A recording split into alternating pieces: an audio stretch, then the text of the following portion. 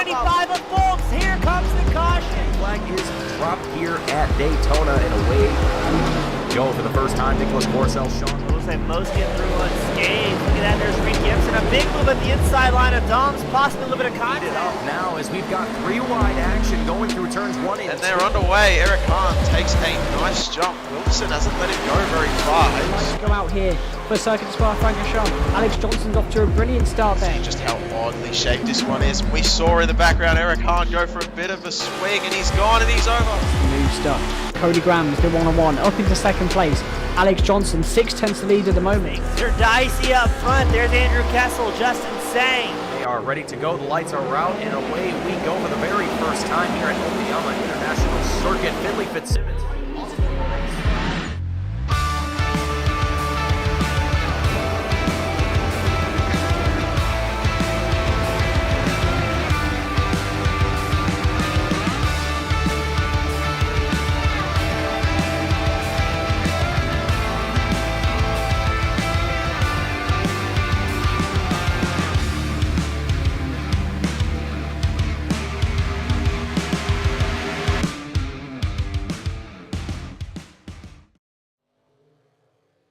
G'day everyone, and welcome to the VRL Cup Series. I am your host Gareth McAllister, bringing you the action in 1080p and 60 frames a second if my Aussie internet allows it. So I am by myself here in the booth. Usually we have Mason Heimboard joining me. Unfortunately, he is down with a little bit of sickness at the moment, so it will just be me running solo. Aaron Smith getting parked in the garage area, interestingly, as we jump to Jaden Hopp, as he's, I believe, just started his run. He's already done one lap, so he's probably actually just getting ready for practice as he gets a little bit loose on exit there. But yes, so I am, hang on, that's what I should have done first. Oh well, it's coming up, there we go. As we tried to get ourselves sorted out last minute, but thank you once again for joining me. Dawn Hillbrands and Lindsay, as always, joining us in the chat. So great to see them, as well as everyone else joining me up here in the spectator area. And I myself am ready for a good time here at Martinsville Speedway. We've got 250 laps in store for us tonight. 0.52 mile track, so a very, very small one. And pit speed is only going to be about 35 miles an hour relative to track speed, which at the end of the straights is going to be around about 120. So there is a lot of speed and a lot of really driving etiquette is going to be a big one here tonight as these drivers get underway. But qualifying is just about to be wrapping up in the next minute and a half or so. And I guess we're going to be waiting for that, as it looks like no one else is really coming out on track to try their hand at racing at the moment. So it's looking like it's just going to be me talking. So I'll try and do a decent job of saying that this track opened in 1947, the old Martinsville paperclip.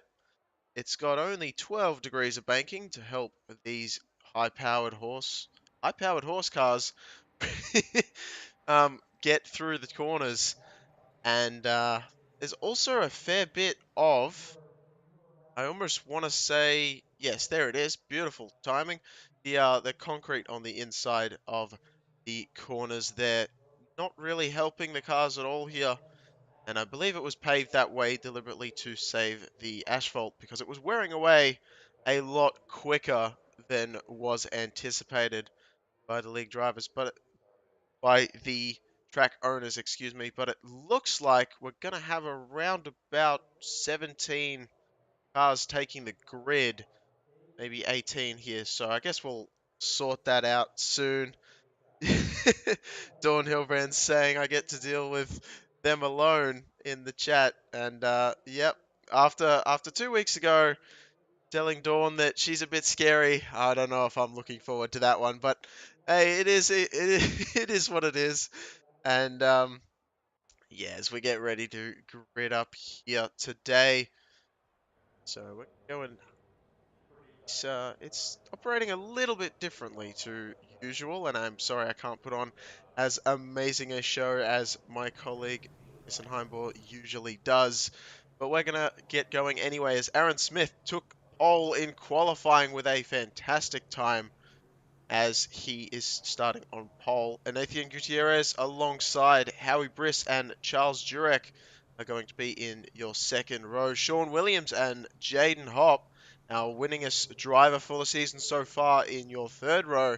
Tony Hilbrands, who we spoke to just earlier, as well as Matthew Fitz, are going to be rounding out the fourth row. Thomas Sewell and James Koulibaly are going to be in your fifth row. Your sixth row consisting of James Miller and Nicholas Corsell, the Sour Patch Man himself, cycling it on back.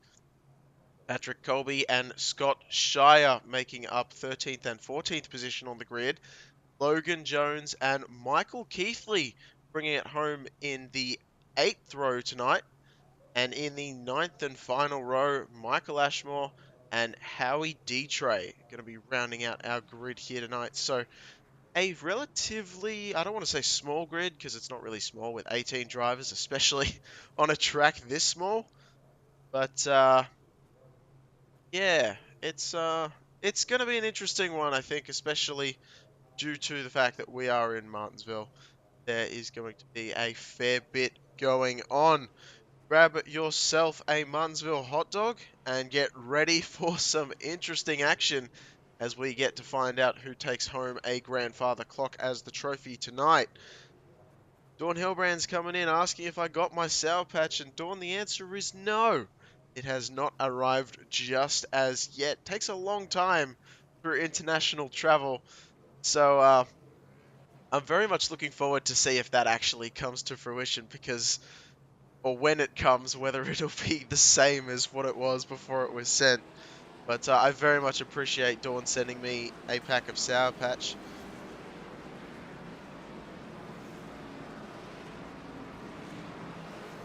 Lindsay asking, how can Jaden put up a photo and home location? I believe he needs to put in, there is an app called SDK, and if he goes in there, and it's a free app on his computer, and he can put,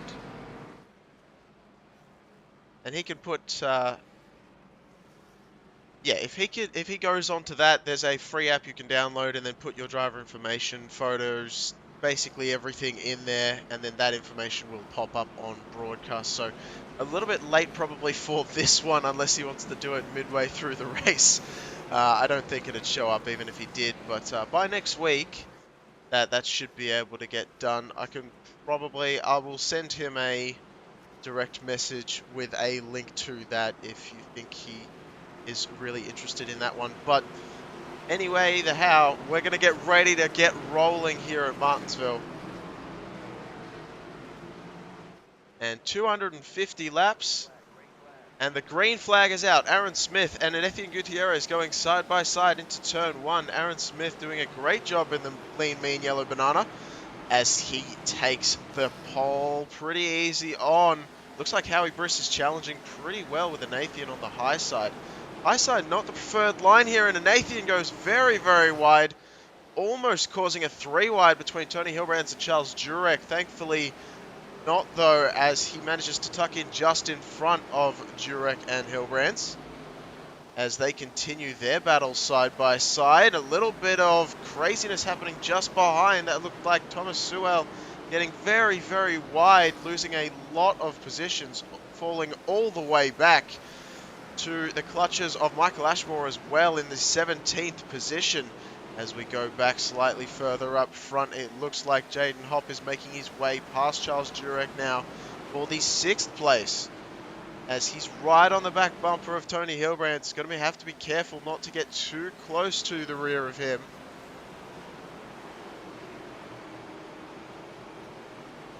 Yeah, Dawn Hilbrand saying, wow, they said 2 weeks. Yep, you know, I don't know if it's just an Australian thing, but I know that the Australian Postal Service is absolutely garbage at the moment. And they are taking their absolute time as it looks like James Miller's going to take a dive underneath Matthew Fitz and makes that pass stick as Fitz has a little bit of a bobble there, shifting up through the gears from third to fourth. You don't necessarily, you could stay in fourth this whole way around the circuit, but some drivers opting not to as it is slightly faster to shift down and then back up through the gears, but it will cause you to lose the rear end a little bit. As you can see, Tony Hilbrands is right under fire now from Jaden Hopp, and right behind them Charles Jurek getting in the mix as well, as these cars are very, very close together, almost side by side, as they're that close. And Hilbrands is always cheering on the 92 machine of Tony Hilbrands, doing a great job so far in the 5th position, as we are on lap 8 of 250.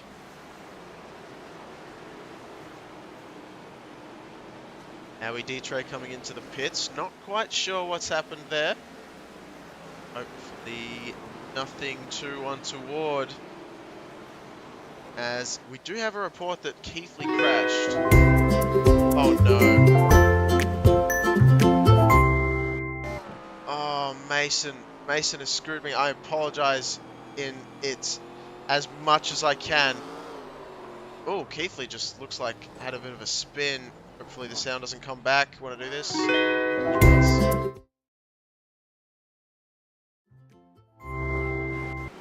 Okay, so having a little bit, this is going to happen every single time we do a replay, and I apologize for that.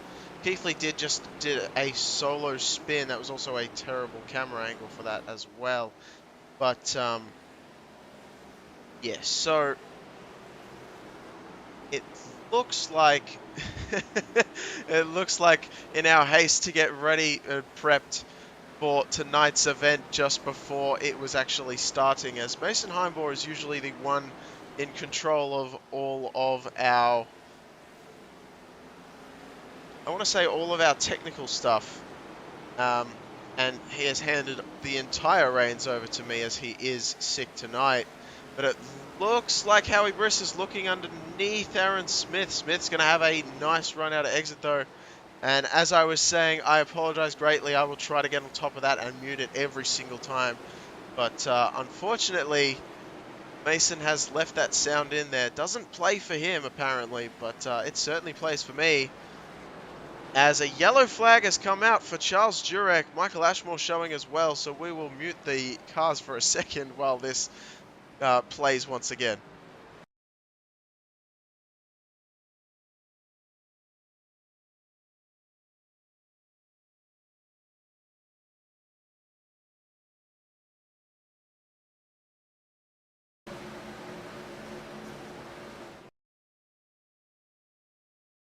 Alright, so Miller and Jurek side by side. Miller gets a little bit too wide, and Jurek was right there. So I think Miller just sent it in a little bit too hard, and very unfortunate to get tagged around there by Jurek. And it looks like Williams did a great job of locking it down. Jurek goes for a little bit of a wild ride as well. Look at the amount of smoke popping off of those machines, as everyone does a great job of filing in and getting all pointed back in the right direction. So that's definitely a good thing to see. Take one more quick look from the gyro camera. So much love this camera. Charles Jurek.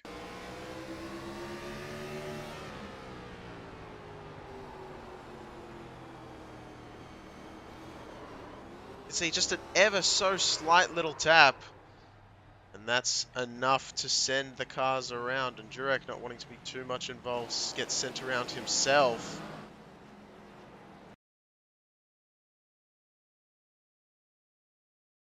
So very unfortunate here tonight for a couple of these drivers. And what is this? Aaron Smith is in the pits. We've seen this from Smith a few times in the past. He just likes to get he just likes to get himself put into the pits for reasons that I can never truly work out pretty early on in the races. So that seems to be the case, as well as Dawn Hilbrand's, excuse me for laughing, but Dawn Hilbrand's was coming in the chat saying it will keep us awake. But, you know, that's not exactly something I want to do. I don't want to blast your ears as much as I can avoid it. So I'm going to make sure that I remember to change that up every so often and make sure that it gets muted pretty quickly if I forget before I actually switch to the replay button. But regardless, Howie Briss is now leading the pack from Nathan Gutierrez. Tony Hilbrand's in the third position with Jaden Hopp alongside Logan Jones and James Koulibaly are going to be bringing it home in the third row so far. See, all these guys getting very, very racy. It looks like Sewell is really trying to warm up those tires. Tire wear should not be too much of a factor here tonight. And I should mention, of course, the fuel window is roughly 105 to 115 laps.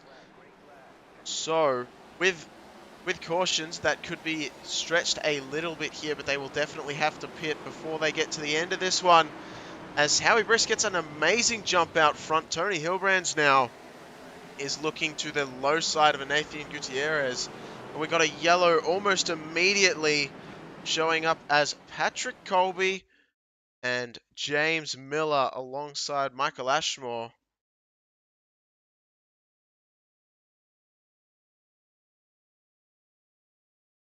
Take a look at that one on the restart. The Colby just in front of Miller, you can see in the in the Miller light machine. Of course that would oh, what how do we call that? Unfortunate sponsorship, I guess. Oh, but that's funny. As yeah, it just looks like Colby just backed it down and Miller didn't expect him to back down that quickly. And the two drivers just having a little bit of a love dance just there. And I've just realized that I've had the cars muted this whole time, so I will unmute them. And we will try and get that one sorted out for you again as we hear this in real time.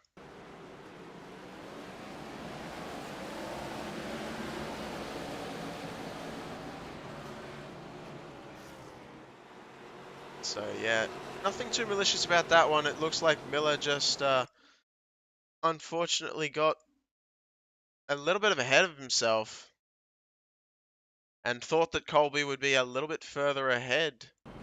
But that was not the case in the entry into turn one.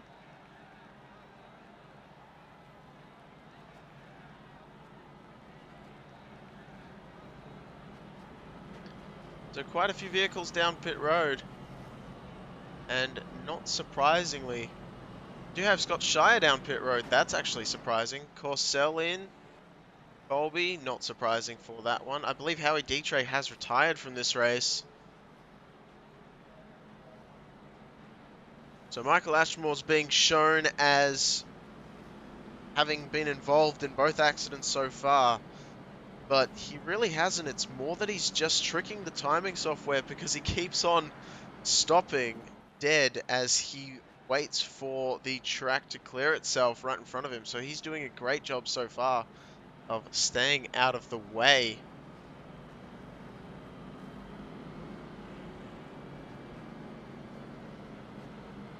As Ashmore was currently one lap down, which I'm very surprised about because he's being shown as he's got a slow sign on the front of his machine.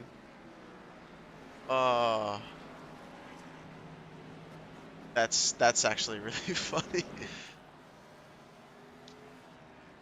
As that's about as fitting as you can get, as much as I don't want to say it, but because he's a lap down, he's getting his lap back. It's okay.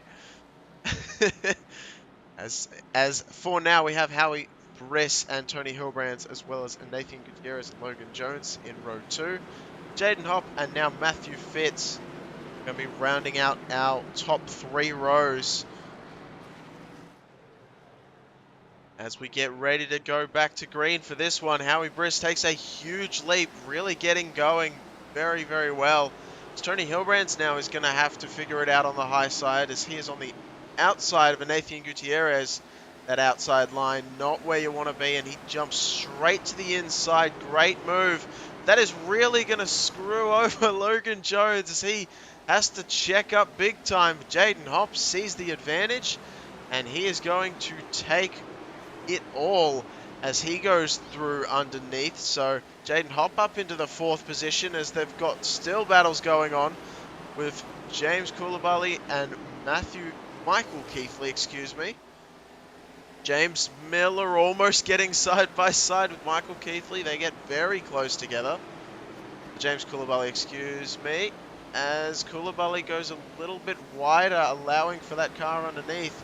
And trying to switch back, not going to do it, and whoa, just behind, a huge accident. And Michael Ashmore, once again, an amazing job of really locking it down. But, oh, we're going to have to go back and look at this one.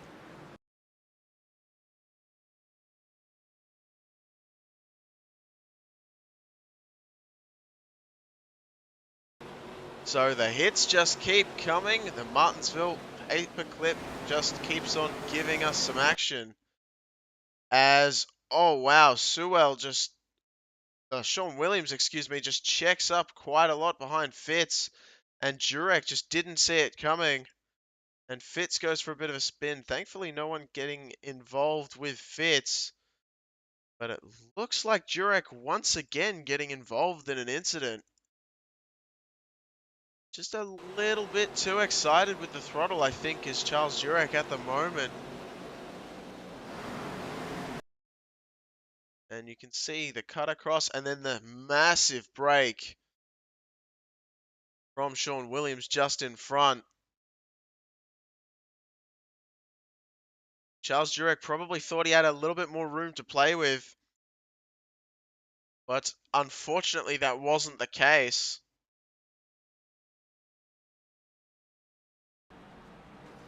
As Jurek, Williams both come down. Michael Ashmore is also coming down, as well as Corsell in the Sour Patch Machine.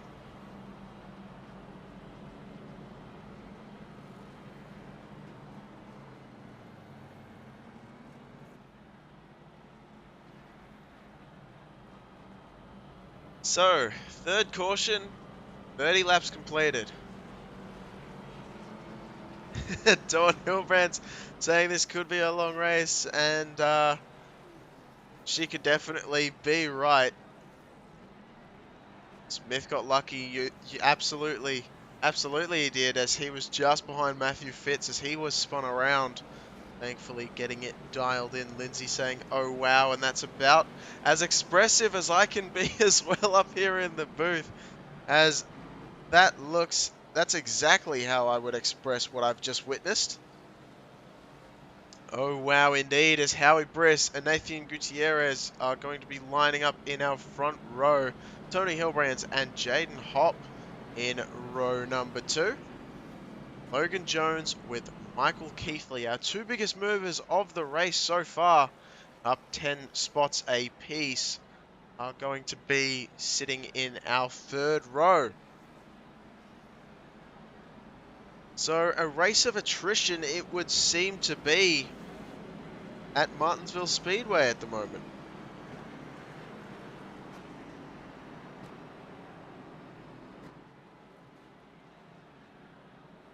And I have just found possibly my favorite dad joke so far.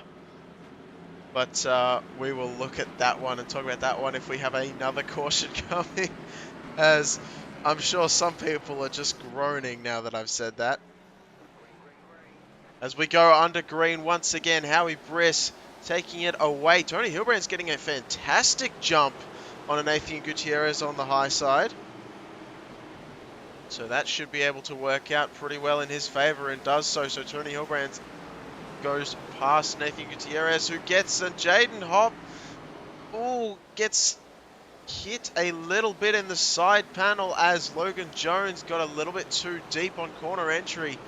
Thankfully, both drivers able to get round the corner without too much of a problem, and quite cleanly at that, as well as Aaron Smith, after that earlier pit entry, is trying to make his way through traffic, as James Koulibaly is going to fall victim to that lean, mean yellow banana. But Smith checking up behind Keithley now, as they get into a little bit of a touch, Koulibaly and Smith. Smith is going to take that position away. Oh, and Smith doing a huge... What kind of a move was that? I don't know. As he broke harder than I've ever seen anyone break at Martinsville. Might have some sort of issue. Aaron Smith coming down pit road. What is happening to Aaron Smith? We don't know. As we continued the action, because Logan Jones is showing up as hitting the wall, just a little bit of a bump and grind. And James Miller, I keep saying the right names and thinking I'm saying the wrong ones, as James Miller goes to the inside, makes a dive on Logan Jones in the 75 machine and does so. So the 09 is going to take that spot away for the 5th position now.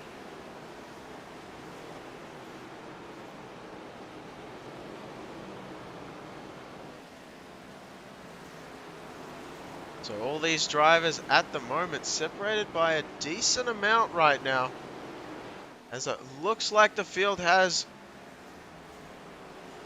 gotten sort of stretched out. It did look like Nathan Gutierrez was trying to make a move, and oh no, we've got another one.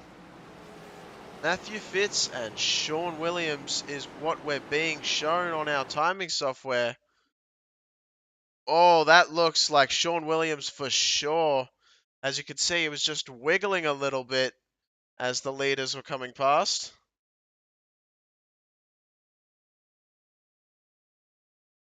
So Matthew Fitz just ahead of Sean Williams. Oh, Fitz, I think, is losing the rear end. Manages to get him underneath him, loses it slightly again. Williams doesn't check up, probably doesn't know that Fitz is having a little bit of a loose issue. Oh, and Corsell gets involved in that one as well. All three cars having a little bit of a hip and shoulder as they all get turned. Colby gets around nice and cleanly. Sewell gets around cleanly. And, oh, Colby comes to a complete stop. That's an interesting decision. I guess Colby just wasn't quite sure if Fitz was going to keep going or if Fitz was going to wait, so Colby decided that he was going to wait for him as well. And I guess that one happened. Replay that one in real time as well. Show you how that one all started happening. Well, we saw how it started. Fortunately, Matthew Fitz just had a little bit of a wobble and was trying to check it up underneath him, but rear bumper got lifted up by an incoming Sean Williams. Keep on messing up Sean Williams and Thomas Sewell. I don't know. I feel like that's just a me thing, and I'm very sorry for both drivers.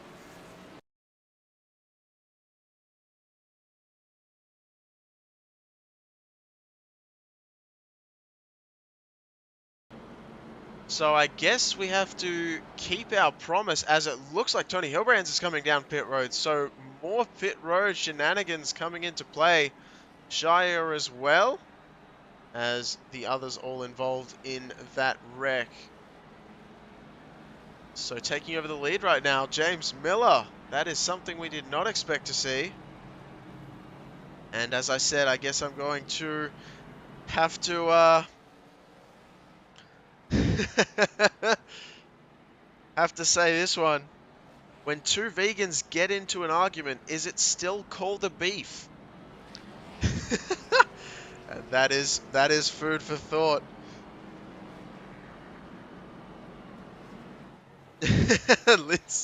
Lindsay saying she loves the dad jokes. I appreciate that very much.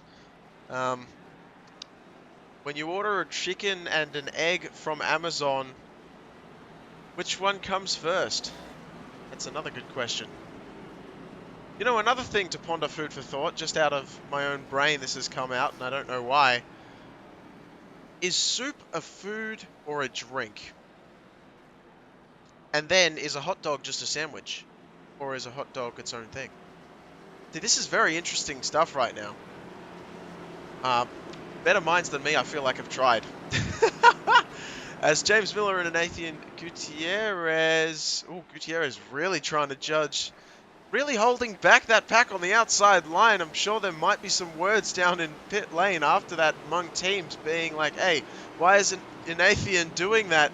Nathan, speaking of, going very, very wide. There was a chance for Jaden to send it 3 wide into turn 3. Decided against it at Martinsville. Probably a good call, as it looks like Logan Jones gets a little bit loose, and Nathan right behind. Oh, they are checking up, as it looked like Jaden Hopp almost got ran into the back of by Michael Keithley. Thankfully, that was not the case. So Nathan goes for an over-under move on Jaden Hopp. Not able to do so, as Hopp is too far ahead at the moment. And Nathan really struggling, as you could also see Koulibaly was way outside the groove, as you really don't want to get outside the concrete here at Martinsville, because these cars do not like it up there. And also, it's just plainly slower. There's no banking to help you out through the corner as well. So it looks like Matthew Fitz, it almost looked like he drifted through the exit of turn 2. Coruscant as well, going a little bit wide into turn 3. So he's lost a few spots. So Matthew Fitz losing that spot to Koulibaly in the 8th position, and Coruscant dropping all the way down to the 13th place.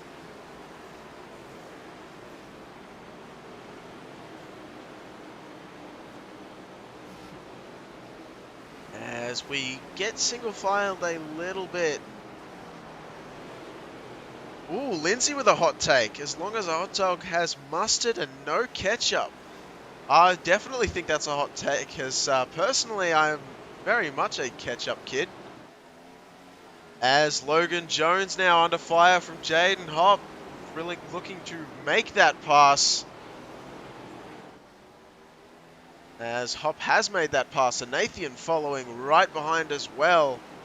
There is quite a big gap just behind before we get back to Michael Keithley, so yes, Logan Jones will take that spot.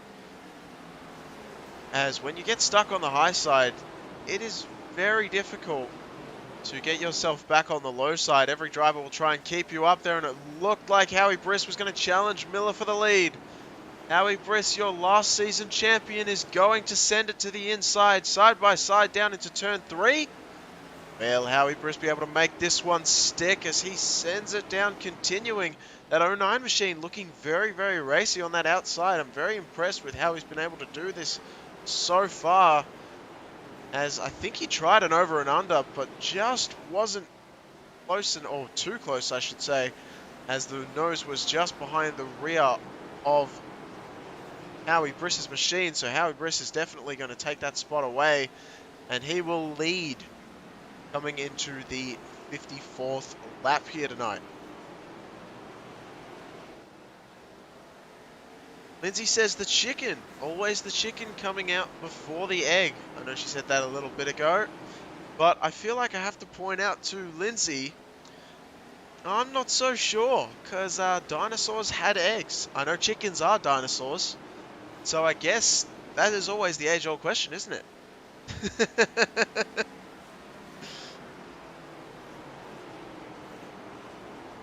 Also saying it was a plant-based issue, not a beef. That's very good. As Jaden Hopp and Nathan Gutierrez is sending it on the inside. Hopp allows plenty of room though, and is able to cleanly and securely give that spot away while maintaining the 4th position just behind Nathan. So Gutierrez is going to take that spot, looking to fire at Miller now, as Howie Briss has checked out at the moment.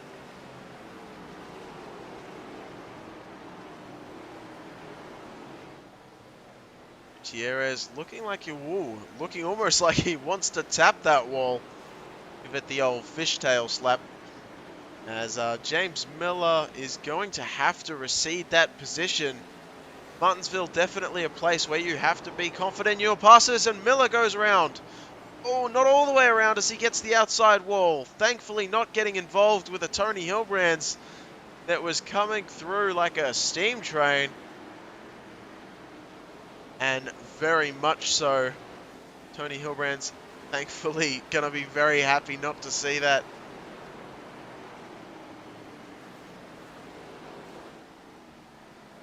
Lindsay saying can't get an egg without chickens. Drivers really aren't holding back. Dawn, you are entirely right. And you can get an egg without chickens. I feel like I have to refute Lindsay on that one. Because you can get an emu egg, get an ostrich egg. I mean, I can just start listing off bird names, but at the end of the day, I mean, I know they're also birds, but they're not chickens. But then you got some animals, like turtles.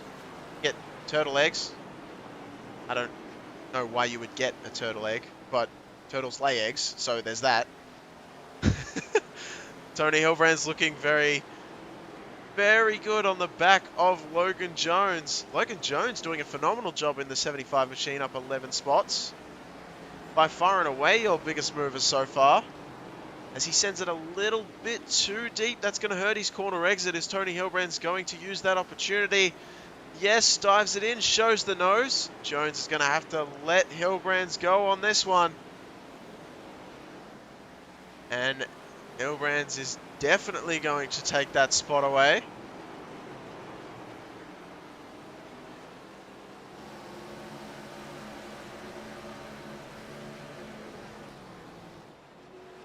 So Hilbrands taking that spot now. Michael Ashmore coming down pit road.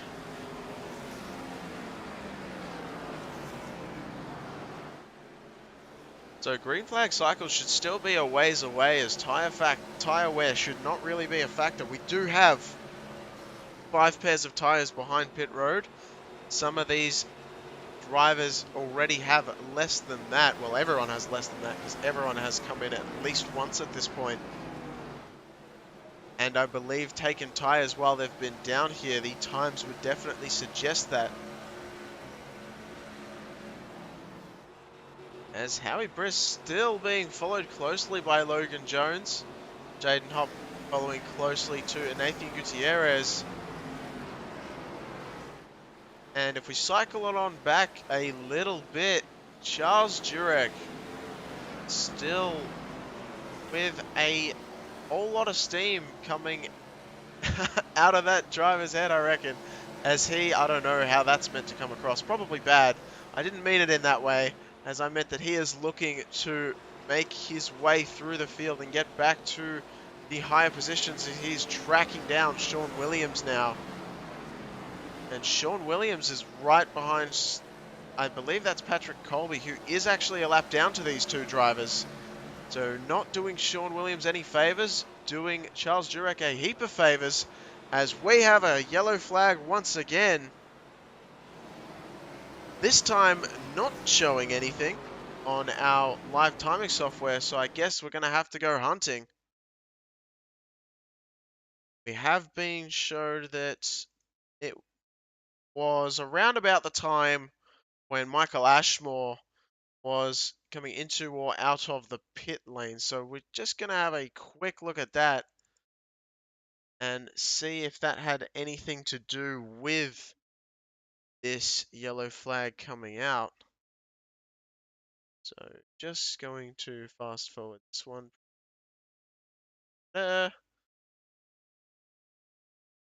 So it looks like Ashmore just came out relatively clean. The track was all open in front. Much happening there. Oh, it looks like it might have actually been Corcel.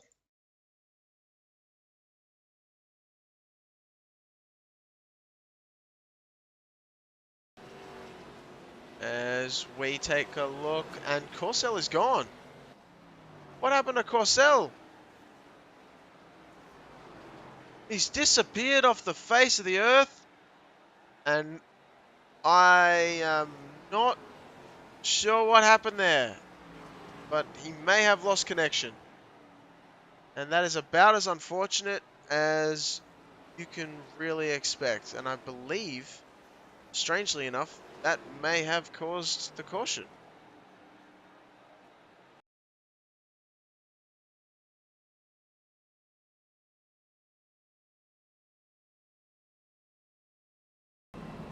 So very, very strange here tonight.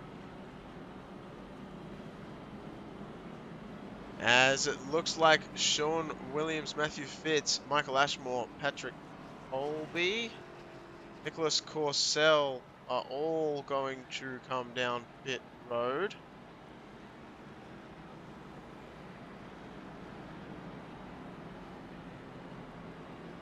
Just like your Sour Patch.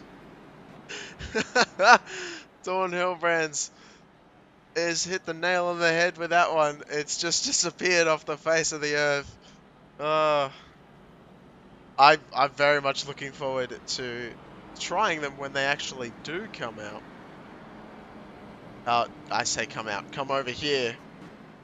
And yeah, hopefully they keep a little bit of their, retain some of their, I don't know, what's the word I'm looking for? Yumminess? That's such a child's word, but I'll deal with it. Lindsay said that the eggs are true, but it's not a chicken egg. Well, I didn't know we were making distinctions like that, but okay.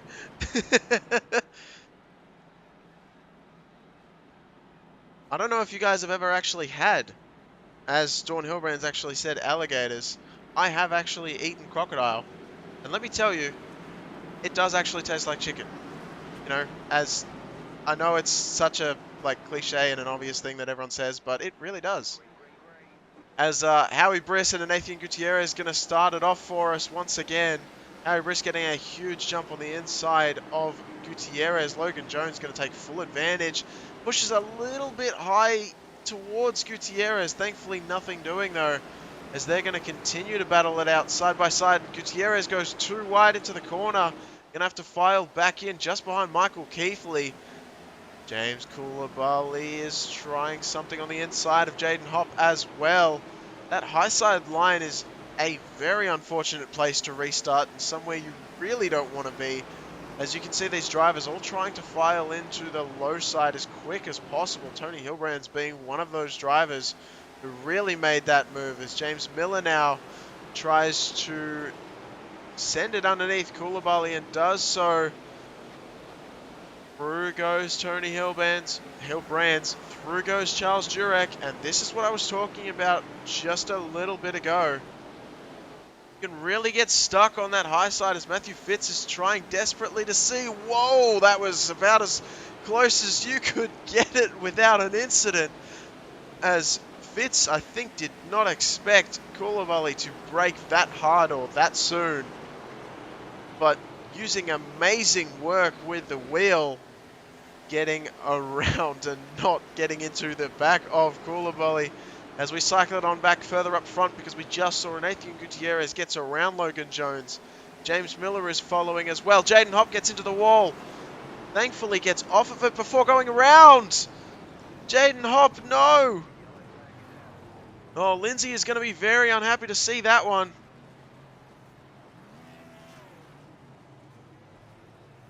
As Jaden Hopp got sent, it almost looked like. We're going to have a look at this one.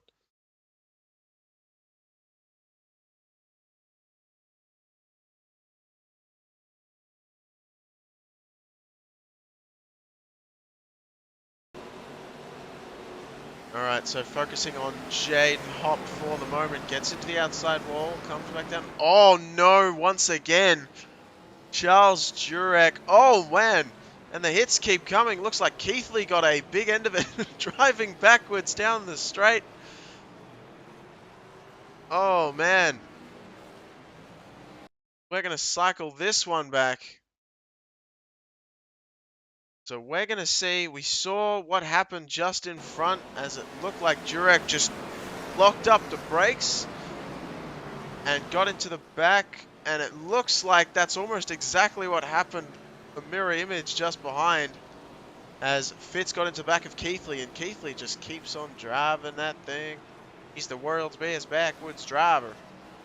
And I'm not saying that in that voice to try and make fun of everyone, just by the way. I'm saying that in that voice because Mate are from Cars, and I am going to reference Cars till the day I die, because that movie is absolutely amazing. So one of my favorite movies, absolutely.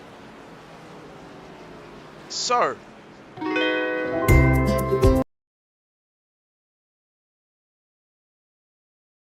just didn't get that one quite quick enough. I apologize there. But I got it as quick as I could straight after I noticed that I had done you wrong. So apologies for that one, as it looks like a whole bunch of drivers in pit road for the moment.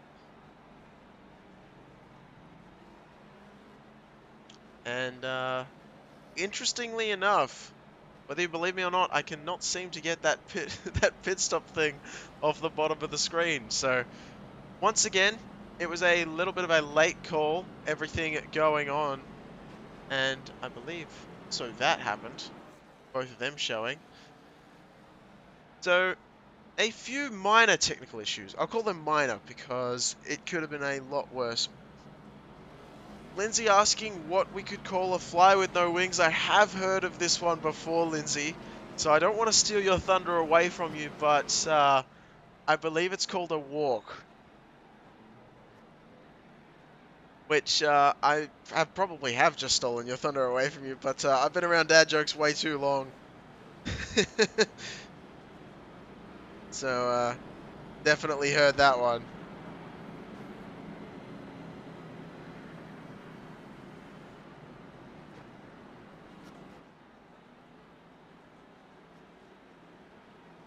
Oh, I just read one that I shouldn't have read.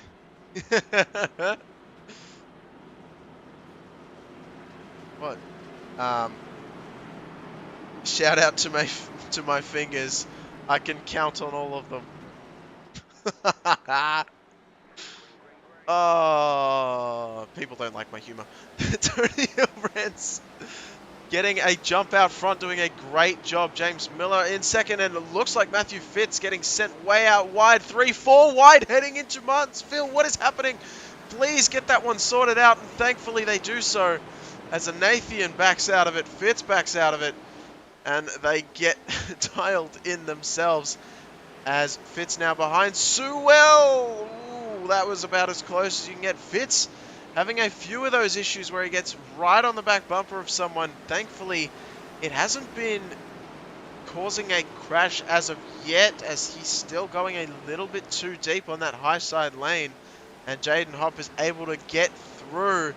So thankfully, Jaden Hopp not getting affected too much by that earlier spin. As it looks like now James Coulibaly is going to go on the inside underneath Matthew Fitz, and Sean Williams is going to try and follow through. The reason why I was a bit like is because Thomas Sewell, it looked like got very, very close to hitting that outside wall, and there he goes down the standings. Not sure what happened to Sewell there. Just a little bit too crazy on corner entry. Logan Jones, as we pan back the camera to the lead pack, is up here in fourth with Charles Jurek just behind. And Nathan Gutierrez underneath, going to make that pass stick, I believe.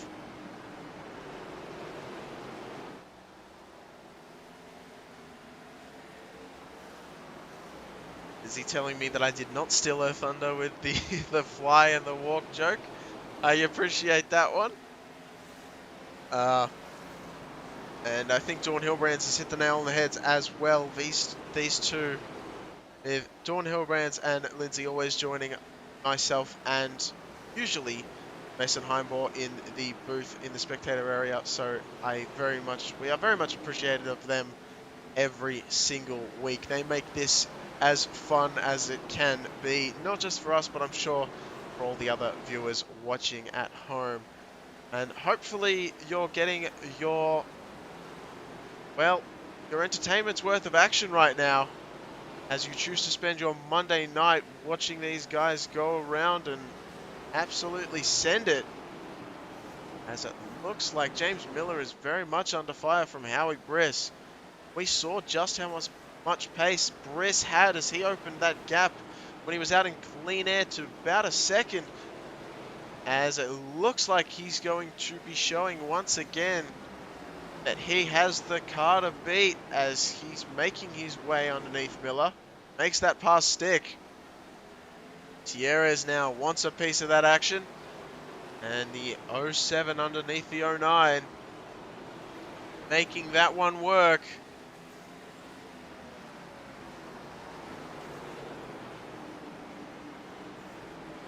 So yes, Dawn saying a week off maybe makes everyone antsy, and she could well be right. As we did have a break over Easter, I must actually address that at some point here by saying I hope everyone had a fantastic Easter holiday. And if you don't mind sharing, let me know what it was like and how much fun it was, because I'm a sucker for a good story. Or how chaotic it was, because as we all know, if you catch up with family over Easter, sometimes it can be a little bit of chaos.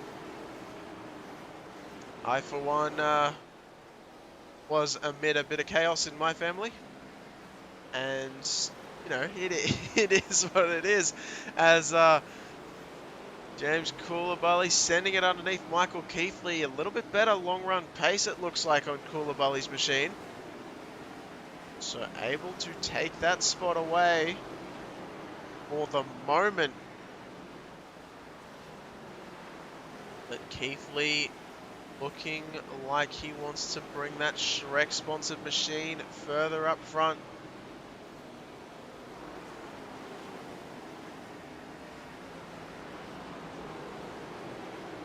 And it looks like the field getting a little bit, I was gonna say, a little bit calmer, but Jaden Hopp is proving me wrong as he is making his way underneath, and the sun is very much dropping low, and you can see just how, as we make that transition into nighttime running, I feel like I should have addressed that earlier as well, but yes, we will be heading under lights in the later half of this race, as Hopp has made that pass, so he's up into the 6th position now. Closest battle on track is actually slightly further ahead of this. It's James Miller and Logan Jones. And Logan once again trying to make a move on James Miller. And Charles Jurek showing once again.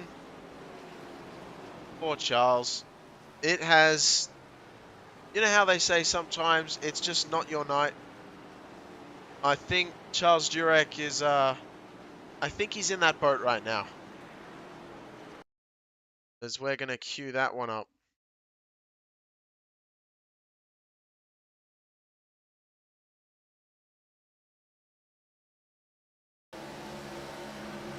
So Jurek with Coulibaly on the outside. Oh, so Coulibaly actually looked like got a little bit underneath, as we're going to definitely rewind that one. A little bit of a different view and a little bit of a slower view of it.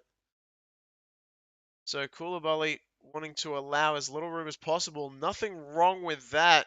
Is making Jurek check up just a tad bit, and with Keithley right on the back bumper, that was not going to work. And around goes Jurek in the Daisy-backed machine. Oh, and Keithley gives him a little bit of a nudge as well on the roll around. And Cole will be trying not to get involved. There might have been a tiny bit of netcode there, as I thought I saw the rear end just barely knock up, but I believe both drivers will be fine coming out of that one.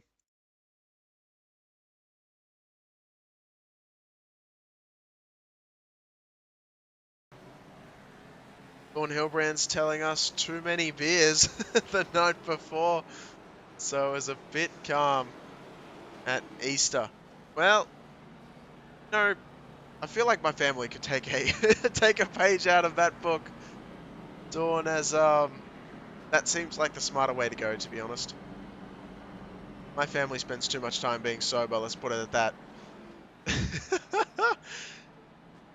As at the moment, Tony Hilbrands is still your leader so far. And doing a phenomenal job keeping it out in front with Howie Briss on his tail. Nathan Gutierrez, Logan Jones in the 3rd and 4th position. James Coulibaly and Michael Keithley rounding out our top 3 rows as they get ready to go double wide once again. And we are on our 7th caution. 104 laps completed out of 250. I don't know why I did that. So,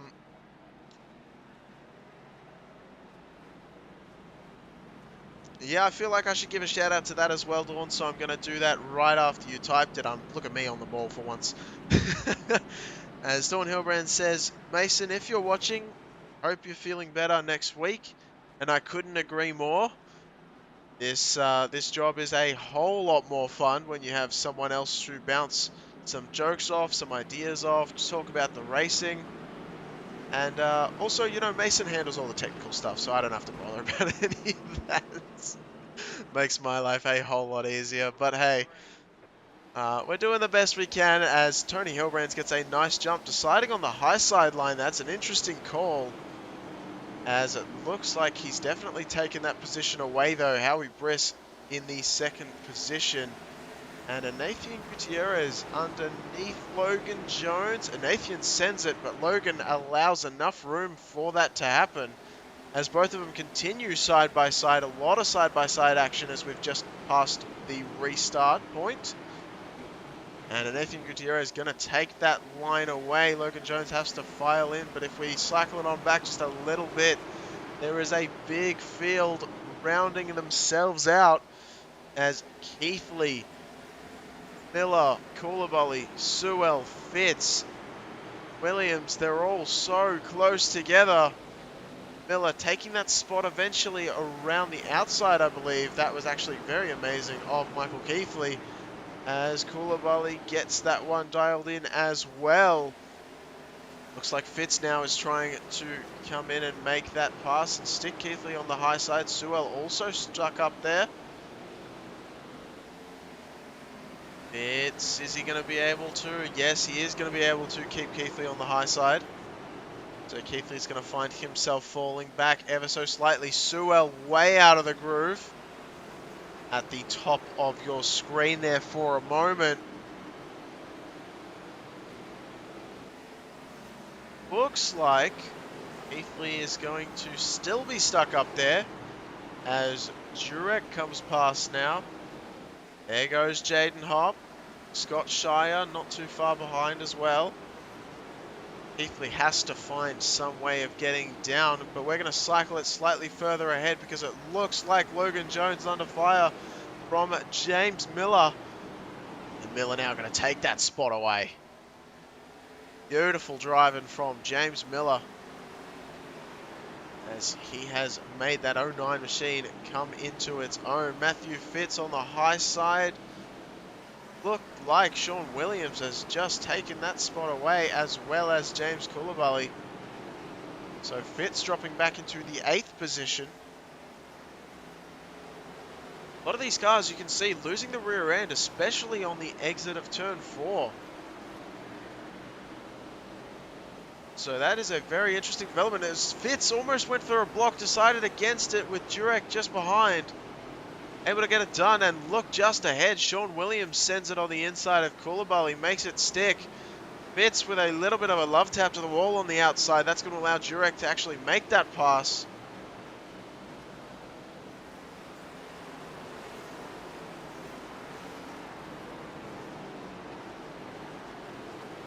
So all of these drivers getting very antsy indeed, as it looks like Jurek is tracking down the back bumper of Coulibaly now.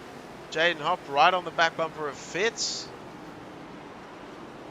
There is a lot of battle. Sean Williams right on the back bumper. as well of Logan Jones.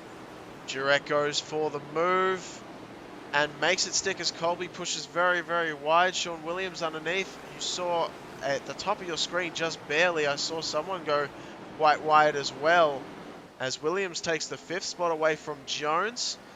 Cycling it on back. That looks like Jaden Hopp is going to be way out of the groove and falling back down the standings as he gets into the outside wall once again.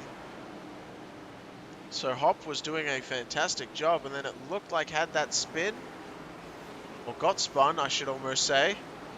Ever since then, having a little bit of issues trying to dial that car back to the way he wants it. As you can see now as we pan the camera, Charles Jurek goes underneath Logan Jones for the 6th position.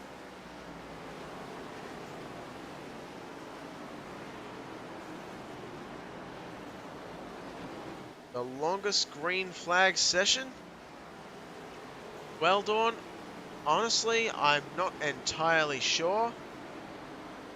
As bad as that is from my behalf, but I believe we've had around about 40 or so laps under green before we had a caution. So I think we're actually doing, these drivers are starting to get back into the groove a little bit.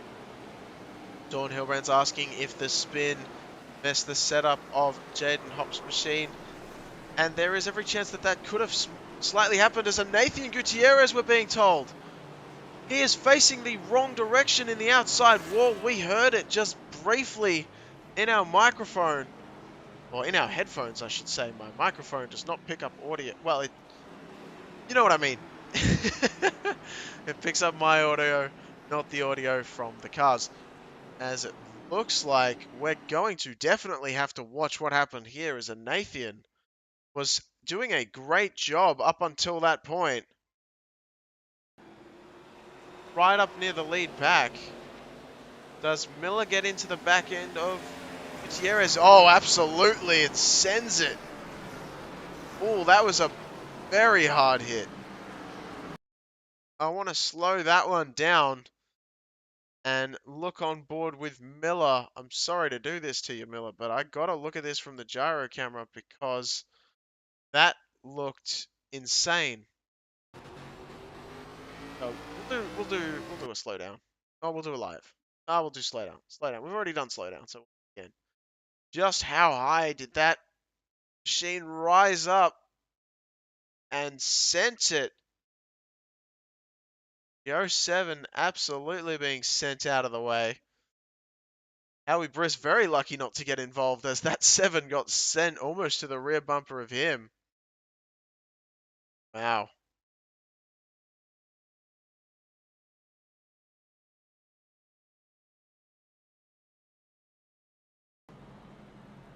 So, we get to our 8th caution of the night, lap 123 out of 250, and that is a rhyme. Look at me. As we get rocking and rolling once again, but Howie Briss is going to inherit the lead because Tony Hilbrands, it looks like, has come down pit road once again. So Tony Hilbrands, Logan Jones, Matthew Fitz, Jaden Hopp, Scott Shire, and Michael Keithley all coming down pit road, which means we have Howie Briss and James Miller up in the top 2. Sean Williams, Charles Jurek in 3rd and 4th. James Coulibaly and Thomas Sewell up in the top 3 rows. And we're getting ready to get under green flag conditions once again. Dawn, you know what, Dawn? That was funny, okay? I'm a rhyming lyrical genius. No. You're probably, you know what? I've probably had too many beers. It's the start of the day for me, and I've probably already had too many beers. Which is funny because I haven't actually had any, but it feels like it. I don't know. I've got this weird amount of energy going on. Very, very crazy. Anyway. I shouldn't be talking about myself. So Howie Briss and James Miller are going to get things ready to go off. A very awkward sort of a turn in from the Pace Mustang, but that's fine. He can do his thing. As Howie Briss and James Miller heading underneath. Barney the flagman once again waving that green. And Howie Briss getting that big jump that we're so used to seeing out of Howie Briss, a very good starter. As Sean Williams now trying to take advantage of that one underneath James Miller. Sending it in. Ooh, almost losing the back end, but that may have just been shifting through the gears. As it looks like he may allow James Miller to get back in front of him here. Not quite, as they're still side by side for the moment. Nope, definitely enough room for Miller to get in front if he feels like he wants to, and he's going to do so. It looks like Koulibaly is stuck on the high side and losing a tremendous amount of spots. But he'll be able to tuck in behind Michael Keithley just there in the 9th position.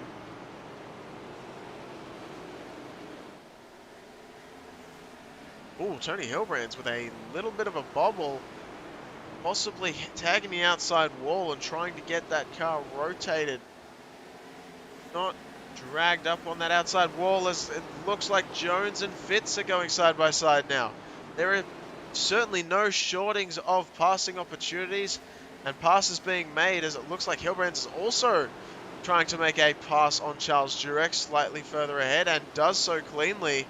Logan Jones, will he choose to go for Jurek as well straight away, and does so. Oh, gets a little bit high. Fitz has to check up. Keithley checks up. Thankfully, neither of them getting involved with one another. The DayZ machine tagging the outside wall. That's going to allow Jones to come right back up to him. As I believe there was slight, almost slight contact, maybe not, as Logan Jones and Jurek continue to be side by side. Oh, Jurek, watch out as Jurek and Fitz touch. There's a little bit of bumping and grinding, but nothing too major thus far. As it looks like, I don't know why I keep on putting on the Aussie accent too much. I gotta stop myself from doing that.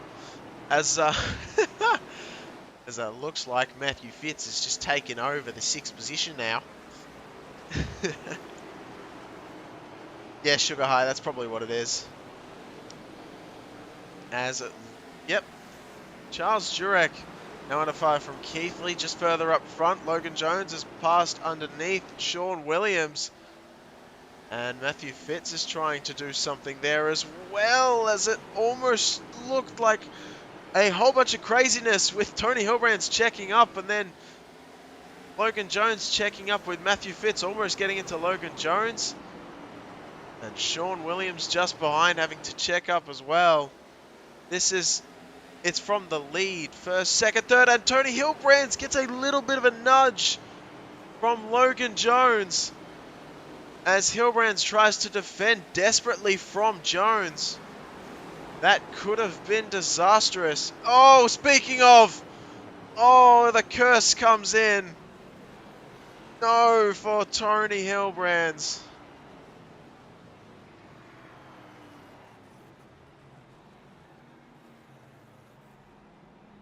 Dawn, I'm scared of doing a southern drawl in case I offend some people. I must admit. Just didn't catch that one again. Have a look here. So it looks like James Miller was checked up a little bit because his line was going to go underneath Briss, and Briss was right there.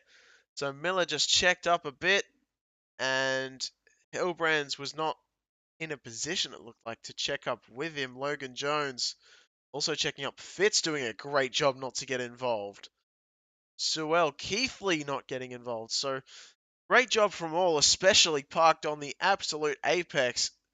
Austin Powers style as well for Tony Hillbrands. Very lucky not to get involved in anything there.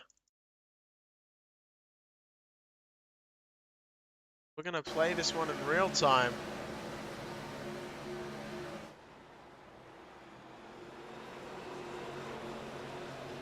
So it looked a little bit dicey early on. And then just the checkups happened from James Miller because of Howie Briss being a little bit, just a different line really between the two drivers.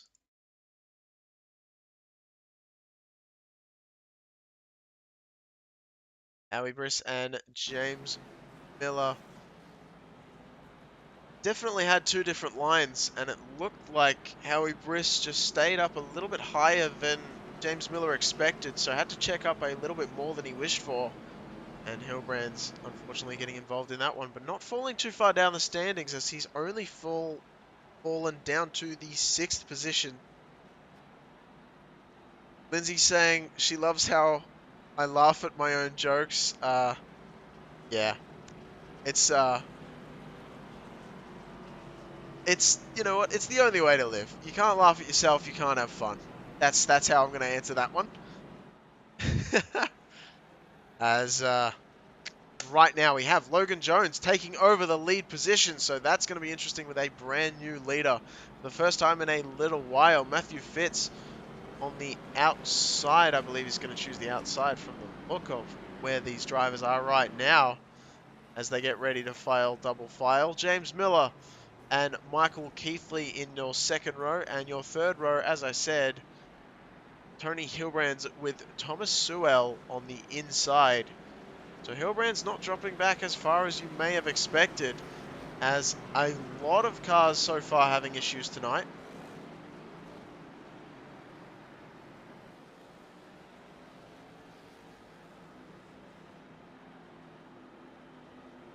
And we don't have too many left. I believe we've got about 12 cars. Got 12 cars on the lead lap is what I'm being shown. Whether that's accurate or not, I believe it is. Yes, we've got 12 cars on the lead lap and only 15 still out on track as they go back to green. Logan Jones going to take that lead, and Matthew Fitz with a huge bobble. It looked like Keithley may have been on the back bumper trying to push Fitz through the front, but Fitz wasn't ready for it, and that rear end just got very, very loose as Miller on the underside of Fitz, and these two drivers getting very, very close together as Miller has to concede a little bit. Fitz tucking that rear end right in front of Miller, saying, ain't no way you're getting past me. As Fitz goes down, Tony Hilbrands is trying to fend off Howie Briss, and Howie Briss was taking none of it. Hilbrands gets a little bit, there's a little bit more going on. Colby gets punted by Koulibaly, and that has caused the caution. I was going to say there was no caution for a little bit there. Very surprised to see as that one all unfolded. Let's take a look at this once again.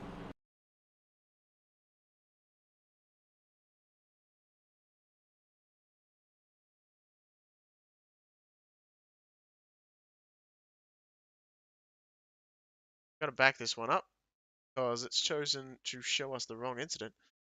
So this looked like a tale of two guys who are just desperate for the same bit of real estate. Briss really wanting to send it on the inside of Hilbrands. Hilbrands not wanting him to do so. And then checking up everyone in the field behind them as Hilbrands went for a little bit of a dance. And slow that one down. So let's do this play by play. So Briss sends it to the inside of Hilbrands. Hilbrands says, no, please don't do that. But Briss has already done it and fully committed. So the two drivers get together. Unfortunately, Hilbrands is the one who gets the butt of that one. And it looks like it looks like Williams came through without too much of an issue. And then Colby, I'm going to take that one back just slightly, just a little tad bit. So then Colby comes in, sees the wreck happening, sees Tony coming down, locks it up. Koulibaly doesn't lock it up anywhere near as much. I believe still slows down, but not as much as Colby. And Colby gets spun around once again. Shire might have got, Shire with a little bit of a touch to the rear bumper of Koulibaly. But not much else as the Miller Lite machine has had all sorts of issues so far. So that was our play-by-play breakdown. Wasn't the best breakdown, but hopefully giving you enough of an insight so far. So Dawn Hilbrand saying there wasn't much room there, and she is entirely right.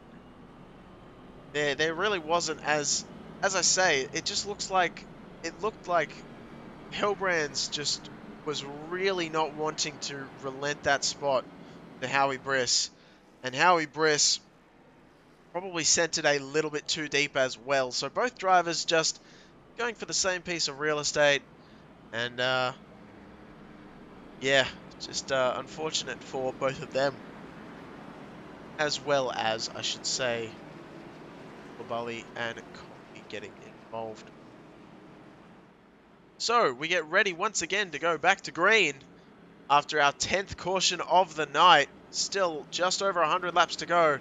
Logan Jones, Matthew Fitz starting in the front row. Howie Briss and Michael Keithley in the second row. And Charles Jurek with Sean Williams in our third row. And Logan Jones gets a huge jump. Way out in front goes Logan Jones as Matthew Fitz is left wanting with Michael Keithley on the inside. Will Keithley be able to send it and hold it?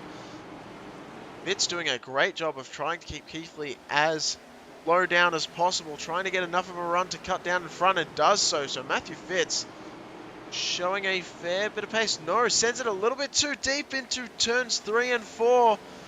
But able to still stay in front of Keithley as Keithley almost gets run over by Sean Williams. Has to go out wide. Howie Briss gets really loose. Howie Briss coming down right in front of traffic.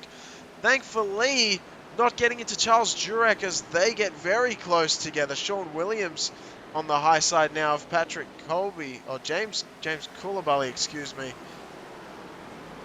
And Patrick Colby is a little bit further down the standings as he is in 15th position, a few laps down. James Koulibaly underneath there doing a great job. James Miller also. Sean Williams, there is a spot right between him and Tony Hilbrands if he wants it. Doesn't brake hard enough, I'm not sure. Hilbrands may send it on the inside here and does so. So there's Colby, that's who I was just talking about. In the number 9 machine, just behind. This battle now. We're going to cycle it a little bit more forward because Michael Keithley was getting passed by Howie Briss as he makes his charge back to the front after that incident.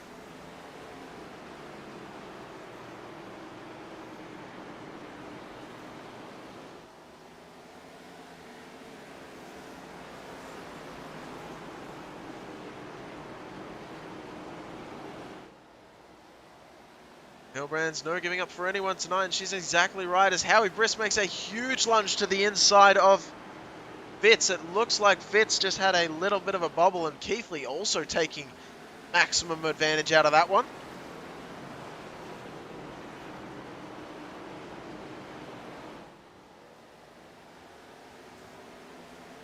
Looks like Jurek is going to have James Miller on his left-hand side.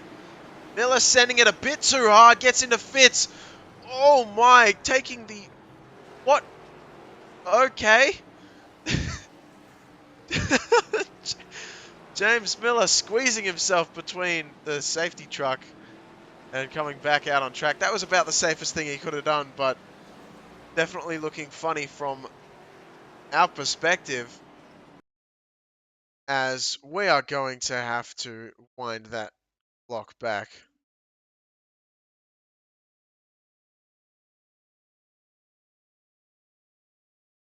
So we see what brought out the 11th caution here tonight.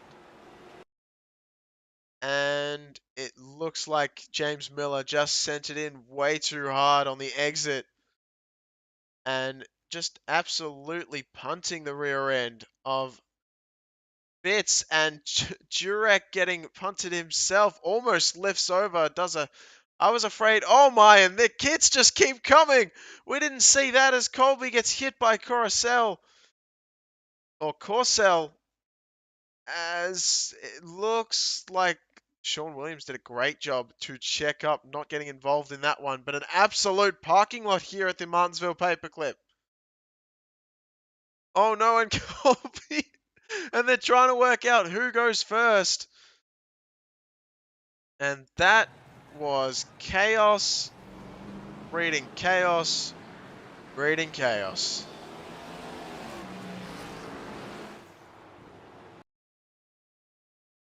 Gonna go back and have a look at this one. Real time from Koulibaly's perspective. Well, not from his perspective, but definitely, yeah, just no time at all. Garcelle, we're gonna, you know what? I think it would be sad if I did not do this. I'm gonna go back to Sean Williams, and I'm gonna give us a gyro camera, and we're gonna be live, or going through race pace, just to have a look at what this looked like from his perspective. Just utter chaos. Great job from Sean Williams, locking it down as quick as he can. Tries to find a way around Colby, and Colby is backing up at that point. Koulibaly also facing the wrong direction.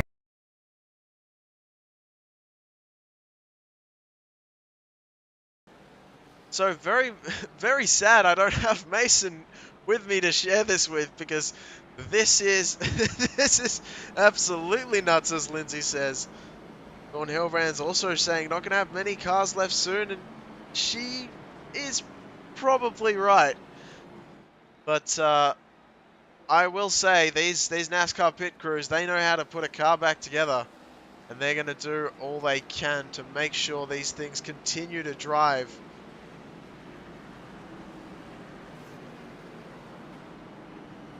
So we're getting ready, and we are going under lights. As you can see, the pace car's lights are already on as the evening air comes down out on track. So this track should be getting a little bit more grip in it, as Logan Jones and Howie Briss are going to be starting things off on the front row. Michael Keithley, Charles Jurek on the second row. James Miller and Matthew Fitz, surprisingly, is still in the third row. So Logan Jones once again getting a great jump off the start, making sure to use all the available track as he cuts down into turn one. Howie Briss with no challenge from Michael Keithley as of yet. Howie Briss is definitely going to challenge straight away. Sends that nose in there, makes Logan Jones panic. Logan is going to have to get back onto the racing surface, and does so. So Logan falling down the standings a little bit there due to that fact. And Howie, oh, what was Tony Hillbrand's? Gets a little bit sideways. Unbelievable save from Tony Hillbrand, as he is able to keep that car pointed the right direction. Oh, I'm just looking at the face on Porcel's car, and that thing looks absolutely sad. As we can have a look there, it looks so... it looks like it has... It looks worse for wear, as we can put it, as he goes very, very wide. So does Michael Ashmore, not too far behind. As we're going to cycle it on up front, because Michael Keithley in the second place spot has James Miller right next door. And Logan Jones looking for some redemption after that restart, falling back a few spots, trying to get underneath Keithley as well. It's the 53 machine. Continues to work his way around the circuit and doing a great job so far. I know I've said that time and time again, and we keep having cautions, but the drivers that are cautionless, they're doing a great job, as it looks like Hillbrand's just centered on the inside of Jurek. Jurek allows that to happen. Not too much defending out of Jurek for Tony Hillbrand, and it looks like Sean Williams is going to try and take advantage as well. Stick his nose in there, and it takes that spot away.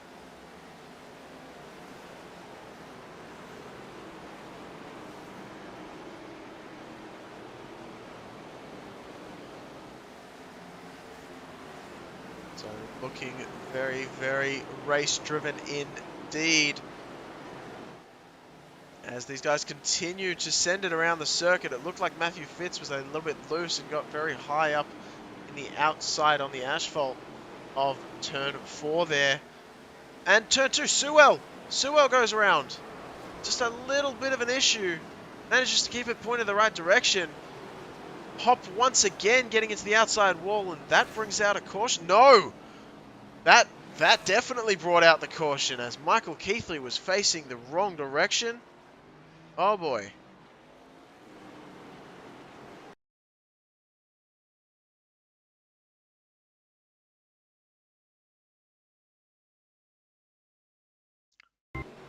So Michael Keithley doing a great job. Logan Jones was just behind in the battling for third position. Oh, and Logan just absolutely punts him out of the way. We'll go rewind that one once more. We don't want to make too much of a judgment call early on.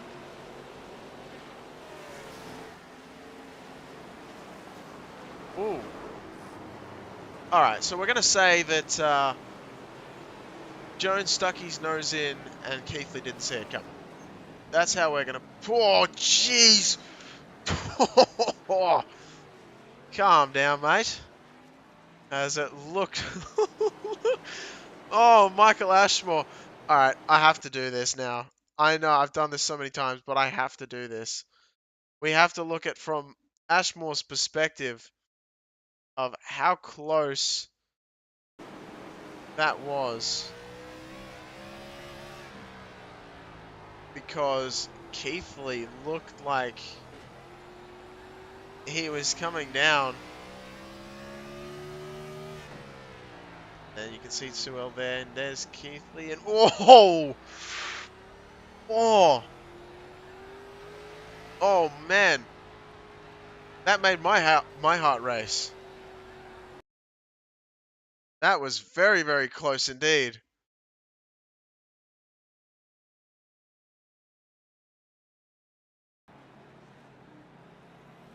Lindsay saying she's glad she's not in the team chat. You know what? I think I'm right in saying so am I. I'm sure some words are being exchanged. Lindsay saying don't Chastain it, but you know, Chastaining it.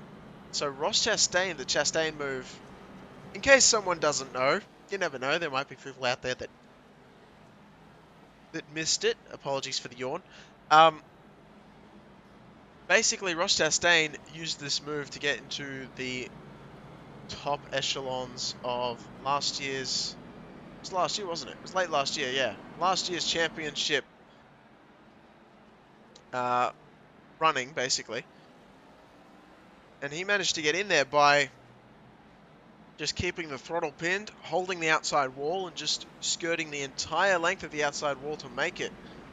And I genuinely wonder if someone is going to do the exact same. We could definitely see this here in Martinsville. It's definitely one of those tracks, I believe it was actually Martinsville, where Ross Chastain managed to do it. So it's definitely one of those tracks that would lead us to that conclusion. If there is a tight battle up front, I wonder if we're going to see it come out as James Miller, Tony Hilbrand's going to take us to the green flag once again. Charles Jurek and Sean Williams just behind them, with Howie Briss and Scott Shire all of a sudden in the 6th position. So great job from Shire keeping his nose clean and working his way back up to the front as James Miller gets a nice jump. Tony Hilbrand's not with too much trouble from Jurek just behind. Williams gonna make that pass on Jurek. And Scott Shire, I could not have done that any better. Why do I keep commentating cursing people? Every day, every single week, I swear, there's always a couple where I just call out saying, oh, they've done a great job. And then there's just not a great job. So we have a look at this one. Scott Shire gets on the brakes a little bit harder, than Logan Jones just behind. And Logan, as full on the brakes as he could get, you could see there, absolutely locking up that rear. Nothing doing, and then seems to keep going forward. And Sewell also gets hit by Fitz just behind. What is happening? The paperclip giveth and the paperclip taketh away. And just a little bit of netcode, it looks like, there between Keithley as well.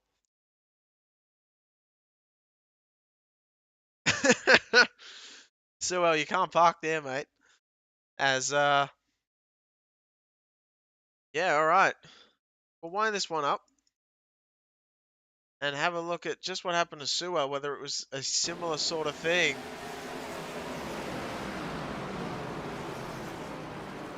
Oh!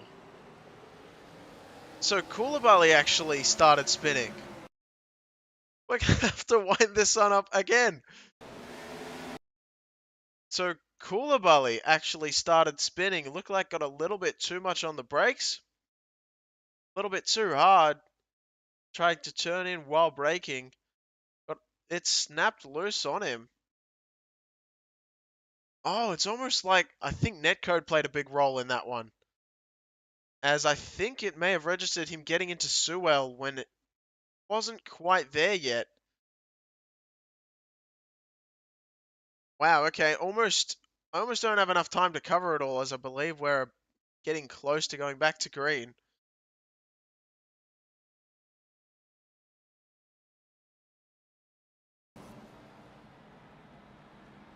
Well, this one continues. What's the record for yellows? Oh, that is a good question. Oh, man. I wish I had the answer to that, Dawn. I really, really do. I could go back and look, but the problem is I know that because I'm so slow with this thing, I know that if I go back and look, I'm going to miss some of the action and it's going to be bad. And I would really not want to miss some of the action, so... But I can tell you, we would definitely be up there. Because I believe this is caution... What number is this? Let's have a look at what number this is. Let's put these drivers on blast. 13th. 13th. I believe I remember a caution fest a little bit ago that had us going into the 15 and up. So we may not be there yet, but we've still got a little bit of time to go. As the green flag is out for James Miller, Tony Hilbrand's in the second position. Underneath Charles Jurek is Sean Williams now for the third place position. As Williams is going to take that spot away, even if it's just for the briefest of moments. There he goes. Getting a nice run on the inside, very low on the inside, but enough to make it stick.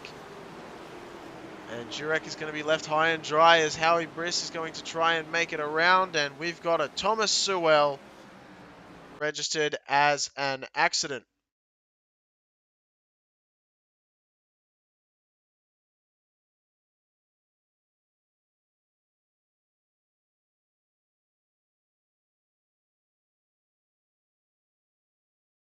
So there's a Sewell on the outside of a Keithley. A wild Sewell appeared. So Sewell on the outside of Keithley. It seems okay for the moment. Oh, the right sides are on the asphalt, the left side's on the concrete. That is not what you want to see. And that's exactly what's happened. Two differences in grip have just absolutely sent that 77 machine into that outside wall. Thankfully, the outside, not the inside, as a few more drivers would have been collected in that if that were the case.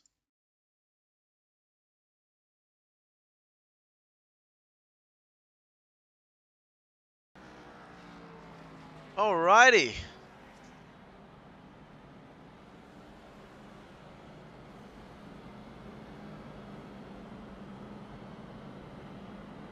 So let's see if we can find another dad joke. Oh, yes. Lindsay, this one's for you. I used to be addicted to soap. But it's okay. I'm clean now.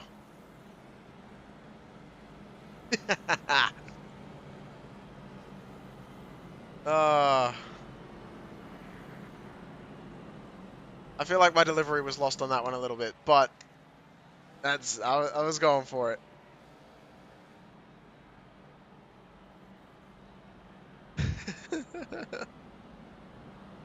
Oh, I miss Mason's laugh, must admit. Hopefully he'll be back with me by next week. And we'll have some fun. Once again, like always. Not to say I'm not having fun now, by the way. I've just seen Lindsay's response and Thorns as well. I don't think they. I feel like there's definitely mixed reviews on these dad jokes as they come out. But yeah. Don't eat the soap.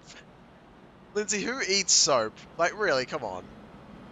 I understand don't drop the soap. We don't need to go into why I understand that, but I understand that.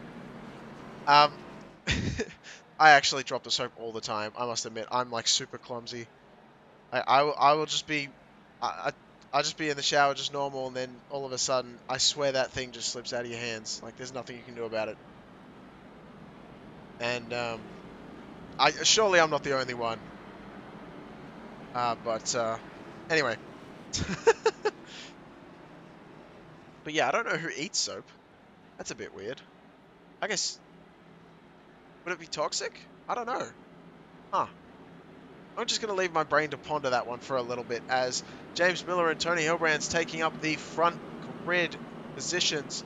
Charles Jurek and Sean Williams once again in the second row. Logan Jones and Howie Briss in the third row as the number of cars we have keeps on whittling down.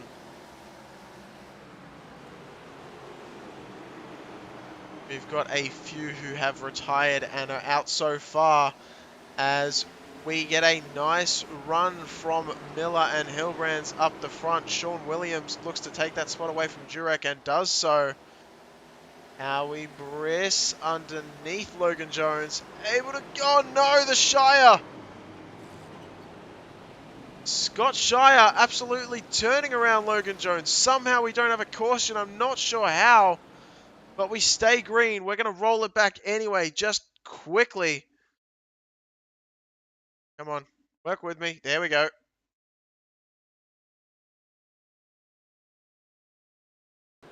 Alright, so we're going to play this in real time just for a second as we watch from Logan Jones' perspective. And yeah, Shire just absolutely punts him.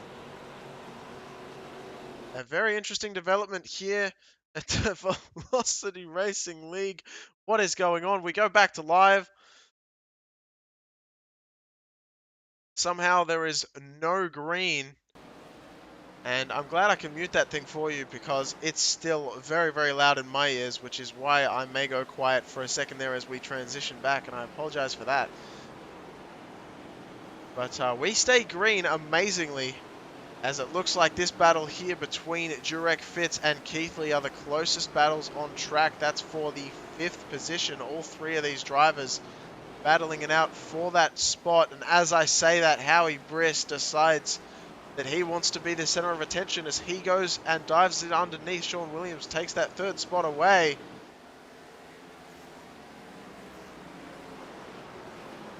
As Keithley now on the underside, just barely. That's about as close as you can get without incident as he made his way underneath Matthew Fitz. And Fitz is going to have to relent and give up that spot. So Keithley up into the 6th position. Miller running away with it up to a 2nd ahead of the rest of the field. And we have another caution. I'm glad I have Dawn and Lindsay talking to me tonight because otherwise, excuse me.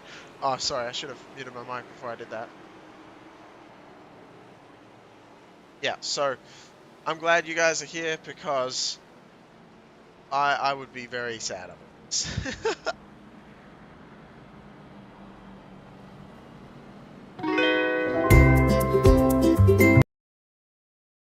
All right.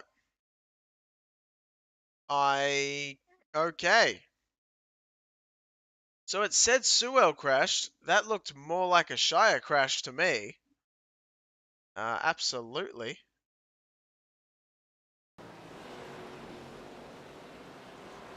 So we get that one dialed in. So Shire very much struggling with that machine. And just loops it around and he's lonesome. Oh, that's why the crash. Okay. So Sewell... Oh! I think that's why the crash. Oh, wow. Okay. We're gonna... Yep. Alright.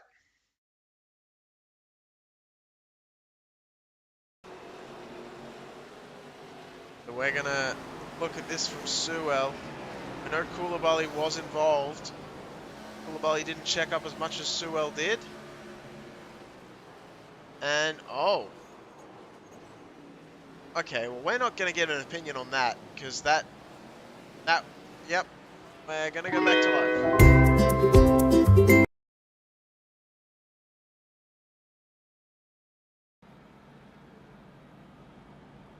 Alright, so thank you for the distraction, Lindsay, from that one, as Lindsay says Jaden is out.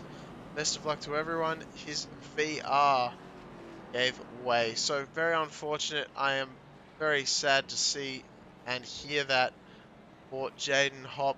He was doing so well in the early goings of this race, and unfortunately, after being spun around, he had a little bit of performance issues, but his VR was struggling a lot. Then that is also unfortunate. Is there a single car that's not been in a crash tonight? Dawn Hilbrand asks. And my answer to that is actually going to be no.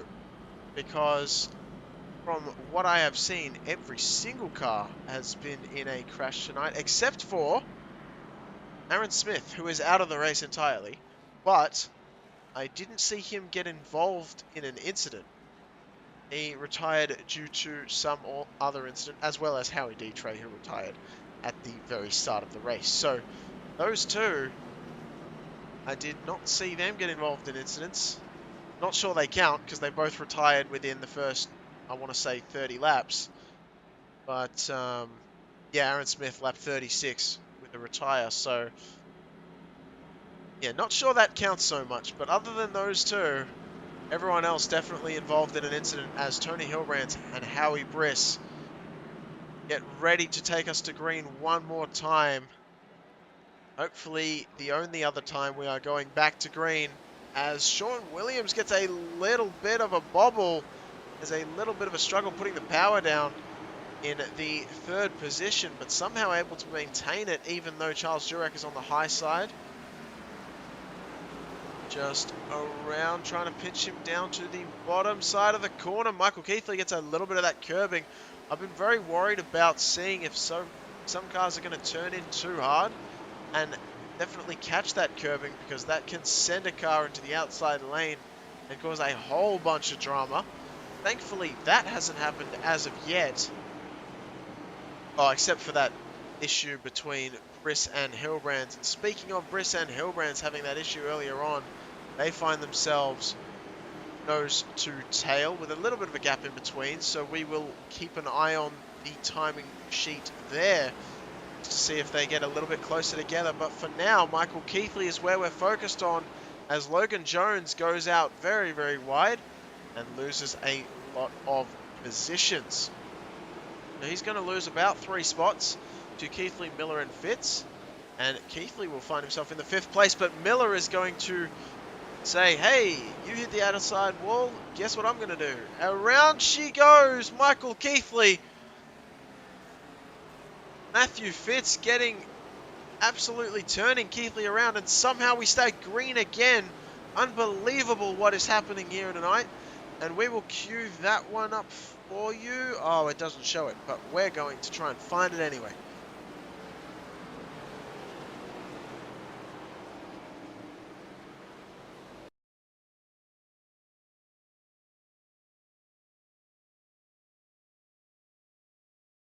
So I believe this is going to honk us out in the right spot, and it does. There it is. Just to give you another show of exactly what happened. Just another quick show. Oh no. Just as we were going back to live, you can see the remnants of it there. And we're going to have to queue up that replay button once again. Oh boy.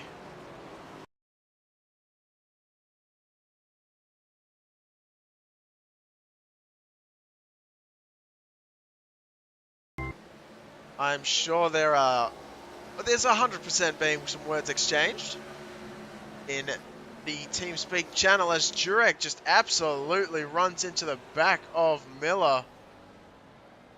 And thankfully locks it down, though, all the other drivers getting through unscathed. As it actually looks like that curving really taking its toll on Jurek there as he was stuck up there, even though he was trying to move. Take another look at that one.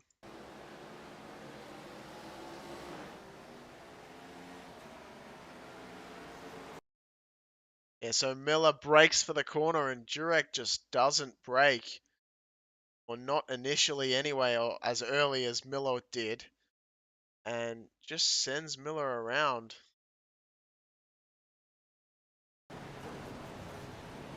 Jurek getting the car stuck on the high curb just a little bit there as well.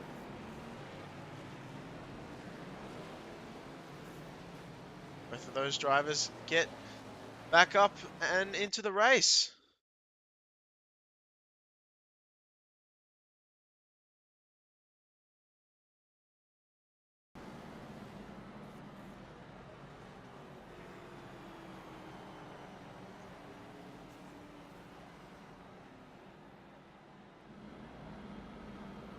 So I guess we get ready to go again.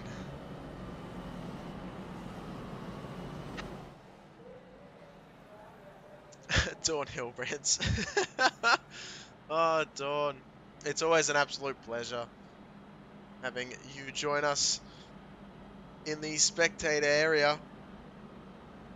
Saying drivers may need, let's put this a better way, may need a little bit of therapy after this race. That might actually be a worse way than saying it.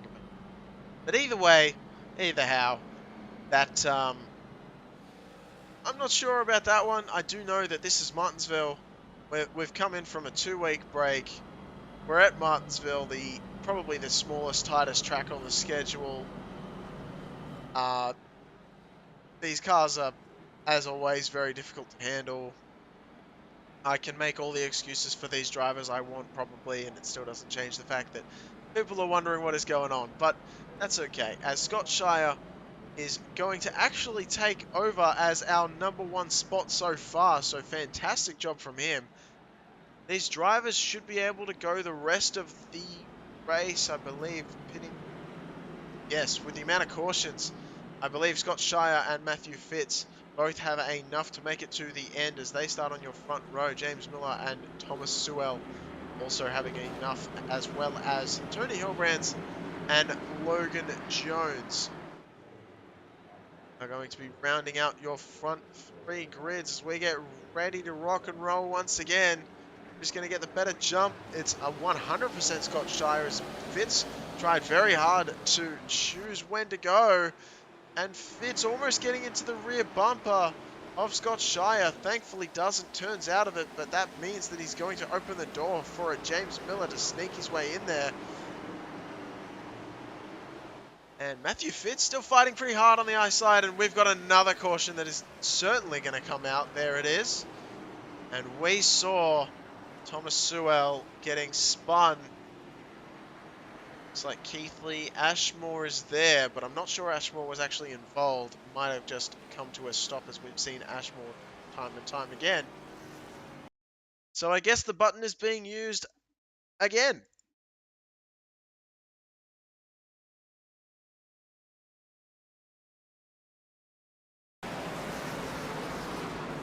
This is Keithley we're looking at. And, okay, so I can say with absolute confidence that it was just racing from that one. That's the kind of caution that, if we saw that kind of caution come out during normal racing circumstance without all the other cautions we've had previously, that would be just, okay, it's a caution. Because that's, to me, this is just racing. This is very unfortunate. Sewell doesn't get on the power as quickly as Williams was expecting, and then Williams gets punted by Keithley, who was right behind, so Keithley had nowhere to go as well. Yeah. Not much to say about that one. And once again, Michael Ashmore, as I said earlier, just there, just chilling out. Just making sure.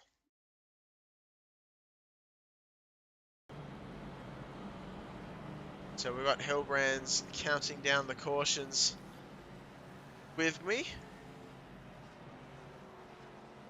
Probably best to not show up the caution count at this point, as this race, I'm sure Mason may have a few choice words if he was here. But, yeah, it's alright.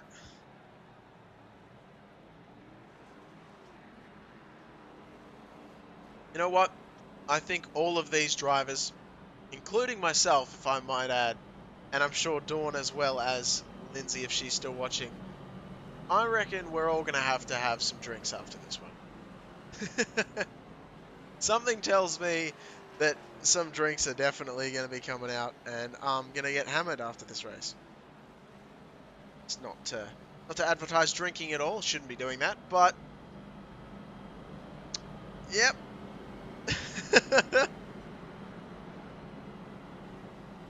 Oh, Dawn.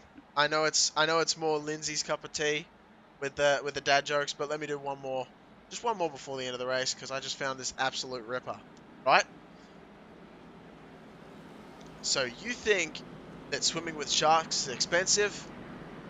That cost me an arm and a leg. Oh, that was worth it. That was worth it in my head. All right. So Scott Shire, Matthew Fitz, they are going to be in your front row once again. James Miller and Tony Hillbrand in the second row. Howie Briss and Charles Jurek are in the third. Oh, what is happening? Okay, I don't... Oh. I know you can't see this, but I've just put my hand on my head. There's... What?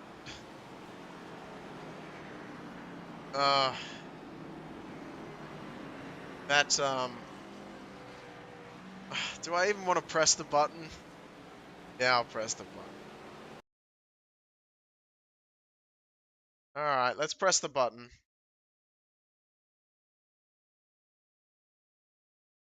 I'm sure there are a lot of choice words happening tonight. Let's try and break this one down, shall we? Alright. As far as I can work out, Shire spun the tires a little bit. Miller just plows into the back. Briss tries to check up, does so a little bit.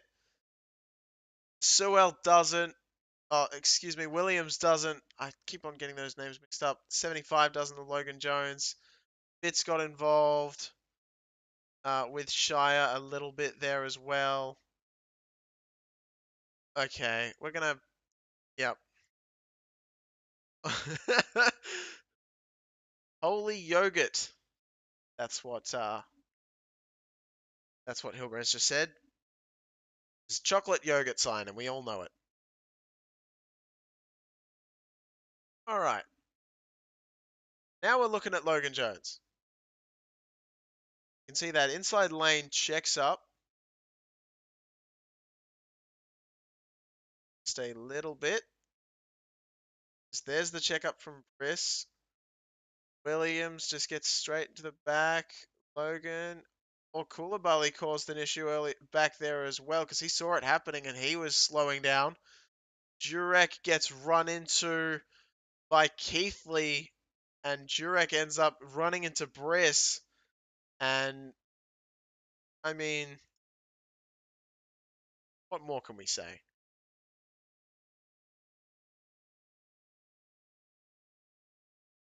Interestingly, I want to know if Sour Patch was involved in this one. Oh, yeah, he was. Okay. You know what? Michael Ashmore. We're going to have to give it the credit to Michael Ashmore once again. He's got a slow sign on his car, and you know what? That seems to be paying off for him right now as he... I tell you what, you know what's really interesting? Barney the Flagman. That's what's interesting.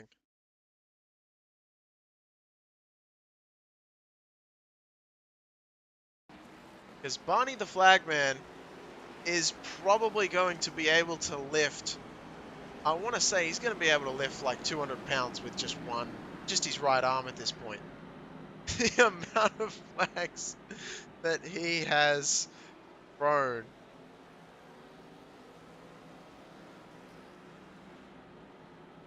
I mean, yeah. Barney certainly earning his money right now. Up on the flag stand. Get ready to rock and roll with Matthew Fitz. This time going to be starting us off with Scott Shire on the high side. And once again, we're going around the back end of this one. Are we going to stay green? No, we're not. No, we're not. There's going to be some choice words for sure. These interviews, when they do eventually happen, I'm going to try and make them short and sweet. I'm only going to ask 2 questions rather than my usual 3. That's what I'm going to try and limit myself to allow for this, but oh boy.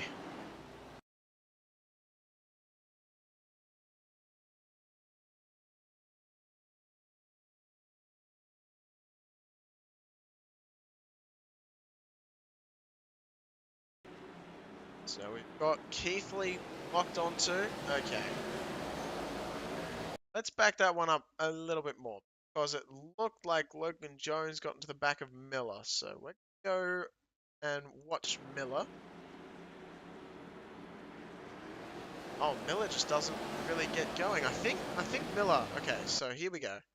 Let's break this down just ever so slightly. So Miller, I'm gonna... Go. Right, so Scott Shire doesn't go. Miller expected to go a little bit earlier. I think. Maybe he did. Man, I'm supposed to be providing the play-by-play here, and I just don't even know myself. Yep, and then DayZ machine just gets into the Shrek machine, and once again you can see Ashmore just strolling on by, living his best life.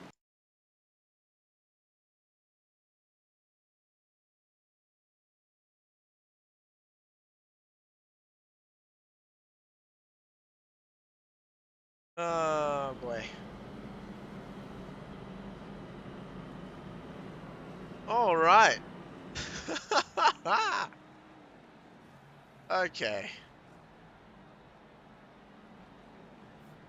So we've got Sean Williams and Michael Ashmore currently in the pits. Both of them with very extended stays. Sean Williams just coming out after spending 1 minute and 3 seconds in the pits. Michael Ashmore with 1 minute and 7 seconds in the pits. So both of those drivers coming back out onto the circuit. And quite a few drivers still on the lead lap. We still have 13 drivers, including Michael Ashmore, sitting in that 13th place on the lead lap. Also, Michael Ashmore up a position, so he has done nothing but keep his car clean.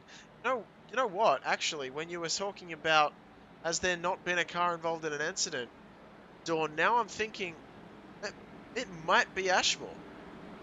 Michael Ashmore may very well be the only car on track that has not been in an incident. I do not remember one.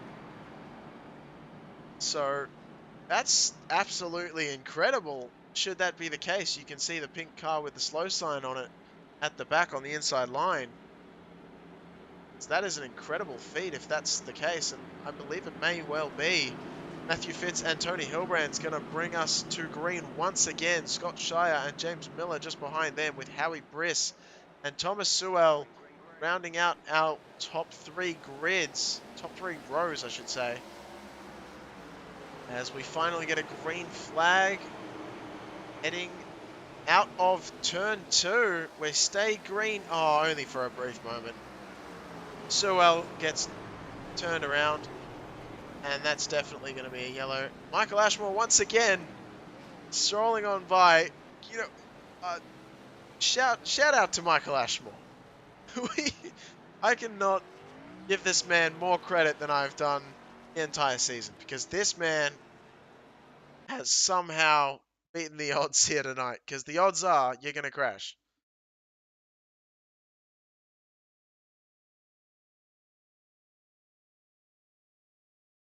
All right, let's have a look at this one again.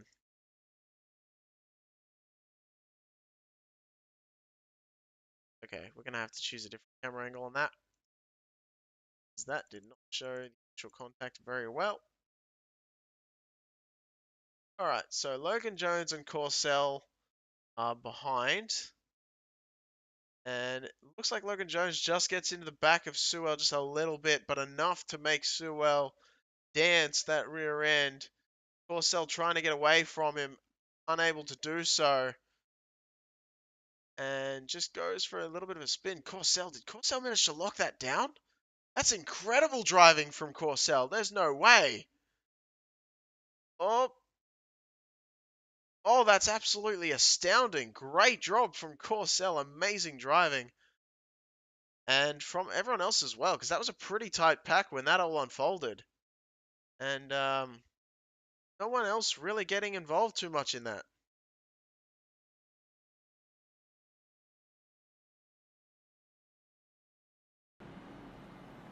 Alrighty.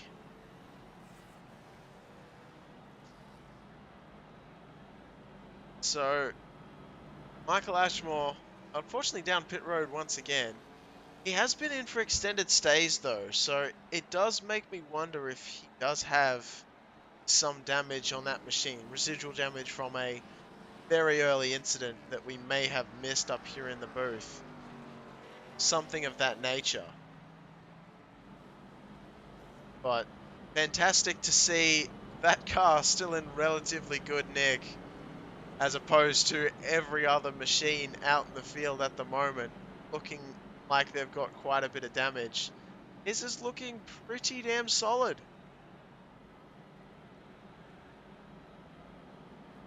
Mind you, I say that, Tony Hilbrand's machine looking very nice as well. But I know he's been involved in an accident, as Matthew Fitz and Scott Shire be our top 2 running spots for the moment. Tony Hilbrand's and James Miller behind them, with Howie Briss and Logan Jones bringing up our 3rd row. So this one just keeps on keeping on, as we have 15 laps left.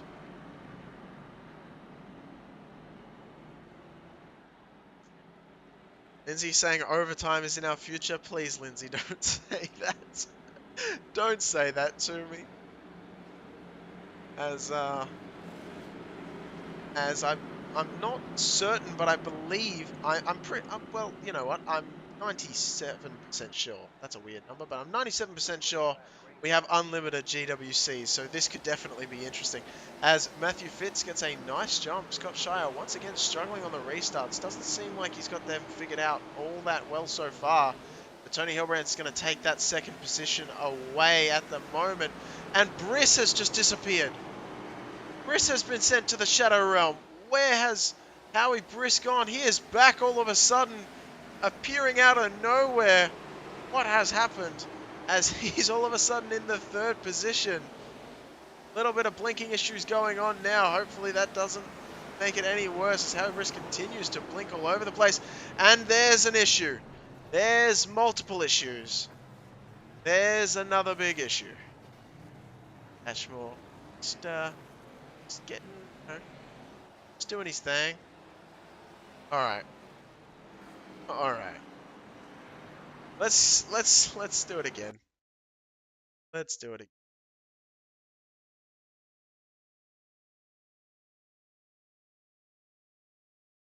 All right, so looks like it started with Hilbrands. I believe Hilbrands and Fitz at the front, like battling for the first place position. I think they actually got into each other, and that caused issues slightly further back.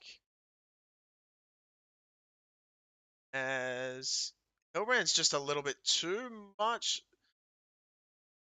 Hilbrands, I think, just didn't expect Fitz to be that slow in the middle of the corner. Unfortunately, not able to lock it down fast enough. And have you got milk?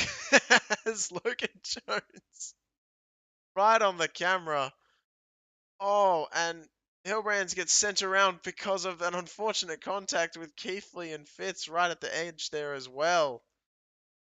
You know, I haven't mentioned this all night, but there's a very nice shine on Tony Hilbrands' machine. Oh, and let's let's let's just say that he was spinning his wheels. How about that? Tony Hilbrands was. As we're going to now look at this from slightly further back with a look at Mr. Sean Williams, because he was one of the early ones involved in this further back. I guess part 2 of our wreck. As from what I understood, so that looks all clean for the moment. Then they see the wreck in front of them, and yeah, so what happened there was, I'm going to say this. What happened there was Williams was trying to go back up the track to avoid a spinning Matthew Fitz on the inside line, and almost like forgot that Scott Shire was on the high side, and just yeah, goes wide to avoid it, just in front, and Scott Shire was right there, and Scott Shire didn't move to avoid, but also gets tapped in the rear almost at the exact same time by Logan Jones, who then gets absolutely just plowed into by the 53. I think, yeah, we said words.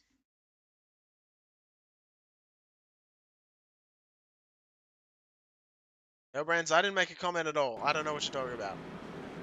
I said the 92 was spinning its wheels, and he was. So I am right. We are going back to green, though. Once again, 8 laps to go. Howie Briss, Tony Hilbrands going to be leading us off for this one. So Hilbrands gets a nice jump, falls back in line right behind Briss. Michael Keithley with no one around. Corsell tacks the wall a little bit, checking up Scott Shire just behind. Thankfully, nothing too untoward there, though, as Corsell is finding himself back in the 7th position with the James Miller on the inside of him. James Miller is going to take that. It's going 3 wide for a second there as Logan Jones has a little bit of an issue. Gets into the rear of Corsell just a little bit, comes down. What is wrong with Logan Jones's car? It looks like it's going left and right all over the place. But he somehow manages to keep it pointed the right direction for the time being as we keep looking up further in the field, because James Koulibaly is under fire from James Miller now, and slightly further back, there goes Logan Jones. Spun around, keeps it pointed in the right direction though, so we're not going to be under caution, as we've only got 4 laps to go in this one. So Howie Briss, Tony Hilbrands still leading the way for the field at the moment. Looks like James Miller has a lot of company behind and just in front of him, as Charles Jurek is trying to go underneath Keithley now. Keithley in the 3rd spot, tags the outside wall. Jurek gets that spot away. He's going to be very happy to see that, as Keithley still sticks it into the high side. Doing a great job there. Miller could have sent it 3 wide, decided against it. Miller now underneath Michael Keithley, gets tagged by Scott Shire in the rear, but keeps going. No one is getting turned around in the final 2 laps as we get ready to wind this one down. James Miller is right behind Charles Jurek still as Keithley and Shire go side by side. Shire trying to make that one. Miller trying to find any way he can around Jurek as this battle for third looks like it's going to be where it's at, because Howie Briss has a fairly big lead over Tony Hilbrands, who has a ginormous lead over Charles Jurek in third at the moment. Howie Briss is going to take home the checkered flag, but what's going to happen back here as Charles Jurek is going to retain that third place spot? And there's a little bit of contact further back, and it looks like Michael Keithley got sent spinning around over the checkered line, but Howie Briss taking it home, and we did not have the green-white checkered that we were expecting.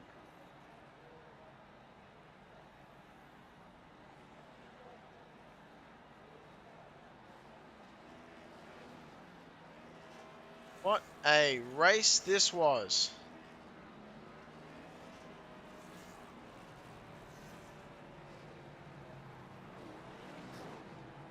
Our results tab not quite working, so you can see there as we line it up for you, that is definitely going to be the results, as for some reason our results aren't showing up, but that is what it's going to be. So Howie Briss taking it home in first, Tony Hilbrands and Charles Jurek in the third spot. I'm sure these drivers are itching to get this one done, so we get ready to wait for them to make their way into the waiting room. If anyone wants interviews, really. I mean, as far as I know, potentially some of these drivers may have some choice words, may decide against coming into the waiting room, may not want to join me here, and I can completely understand that if that is the option they decide to take. Currently no one in the waiting room just as yet.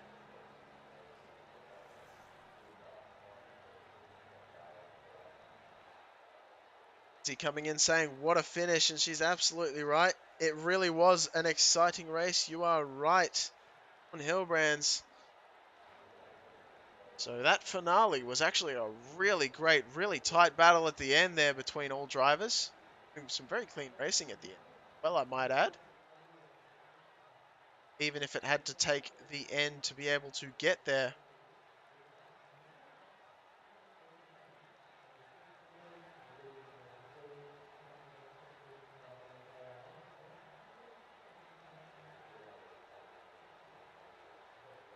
So I just saw that Nicholas Coruscant, before the race actually started, had some Mountain Dew and some Sour Patch Kids right in front of his screen during practice. And he'd like to thank his sponsors for keeping him awake during the event. I've just seen that, and you know what? That is actually amazing. Michael Ashmore also had a VRL Cup Series logo shirt. Woody, look of it. So that's great to see as well. I'm just going to give a quick look-see-loo to see if anyone actually wants to join us in the waiting room.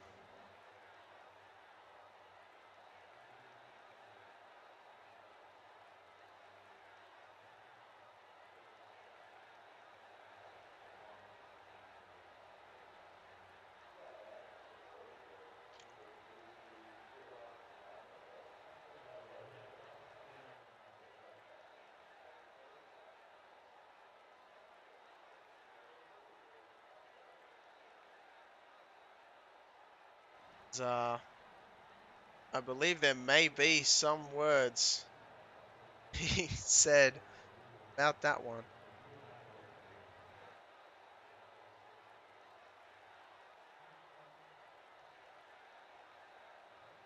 While we got the time, if you recall, I know it was a little bit ago, but if you recall, with about 5 laps left to go, Logan Jones had a little bit of an accident. So while we've got the time here, let's take a look at that one once again and see what happened to Logan Jones, because I did not replay this.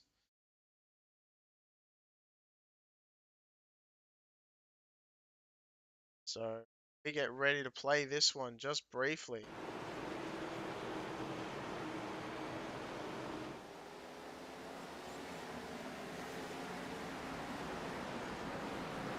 Yeah, that was big hit. All right. Do you need help moving people? Is that why? Oh, nope. There's a Tony. There's a Tony has just joined me into the into the booth. Welcome, Tony. Hey, how's it going? It's going good. While I've got you up here in the booth, do you have any words actually now that I'm wondering? Uh, Do you have any I'm not words the for the happiest race? right now Yeah. for a couple of reasons, but I guess I'll take the second, especially with Jaden having a bad night. Um, I don't know. I think really should have had the shot at the win, but a couple things happened, and I don't know. Well, in regards to, you know what, I'm just gonna conduct the interview with you right now because I can. Because Yep. so, as we kind of already started doing, so obviously that race was really a race of attrition more than anything else. But you know what, Tony, it seems like that that paint scheme was very vivid, and we saw it all over the track. How is the transition? While I'm talking about the paint scheme, how's the transition from day to night? Did you notice it a lot on the track? Because that paint scheme really came to its own when the lights came on at night. Well, it definitely got a lot. It got a lot grippier, but it also changed where the grip was, so that helped me a lot. Um, but also the biggest thing that changed was everyone started getting really heated pretty early in the race, and that just kept building throughout the race, as you obviously saw. I think we had probably a record for cautions with 21 tonight, which kind of sucks, but I don't know.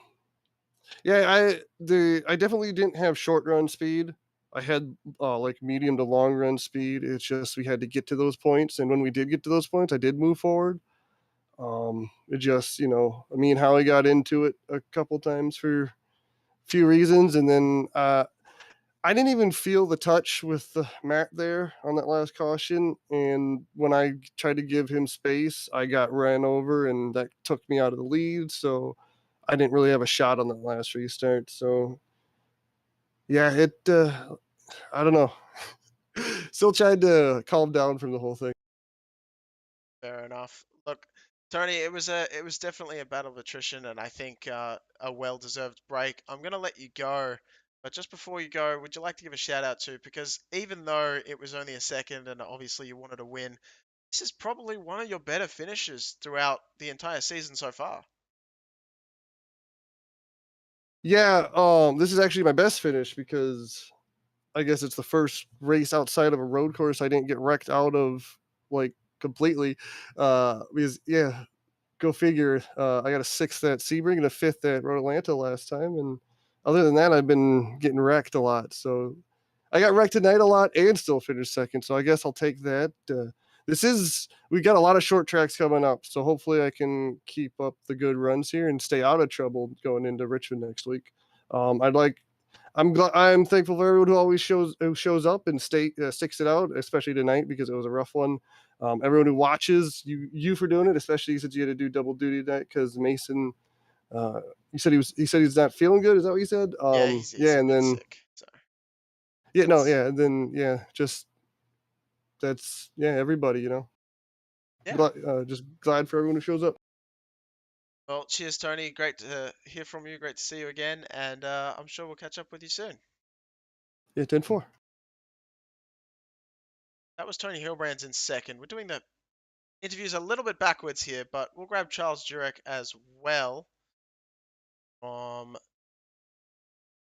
his room. Unfortunately, none of these drivers in the waiting room, so I actually have to go looking for them. But we're going to bring in Charles Jurek into the booth. Charles, how are you feeling right now after that one? I need a beer. Yep, I couldn't have said that better myself. You grabbing one right now, or are we going to do the interview first? Do the interview first, and I'm gonna get one. All right. Well, Jurek, it seemed like you were on struggle street for the start of this race, but it seemed like the car came to you over the long run. What was the difference? Was it the fact that the green flags, when they actually were out, that they were out for long enough you could get the car dialed in, or was it the changing track temperature and climate when we went under lights? It was probably when we went under the lights. The first 100 laps or so, I didn't even touch the brake bias, but when it went to nighttime, I went down 3 clicks on it, and it actually helped out a lot. So, Well, I mean, that's pretty. I mean, that's pretty interesting. I usually don't do in-car adjustments, but that's why I'm in the booth, and that's why I'm talking to you, and you're actually racing and doing a pretty good job out of there. We know attrition was the biggest thing for tonight's race. Did you find that? I mean, you were involved in a few incidents yourself. Did you find that it was the biggest thing, just trying to avoid all those incidents? Were they as hard to avoid as they looked? That's the biggest thing, I guess. How were drivers' tempers? I guess is where I'm aiming at, without trying to point out any names.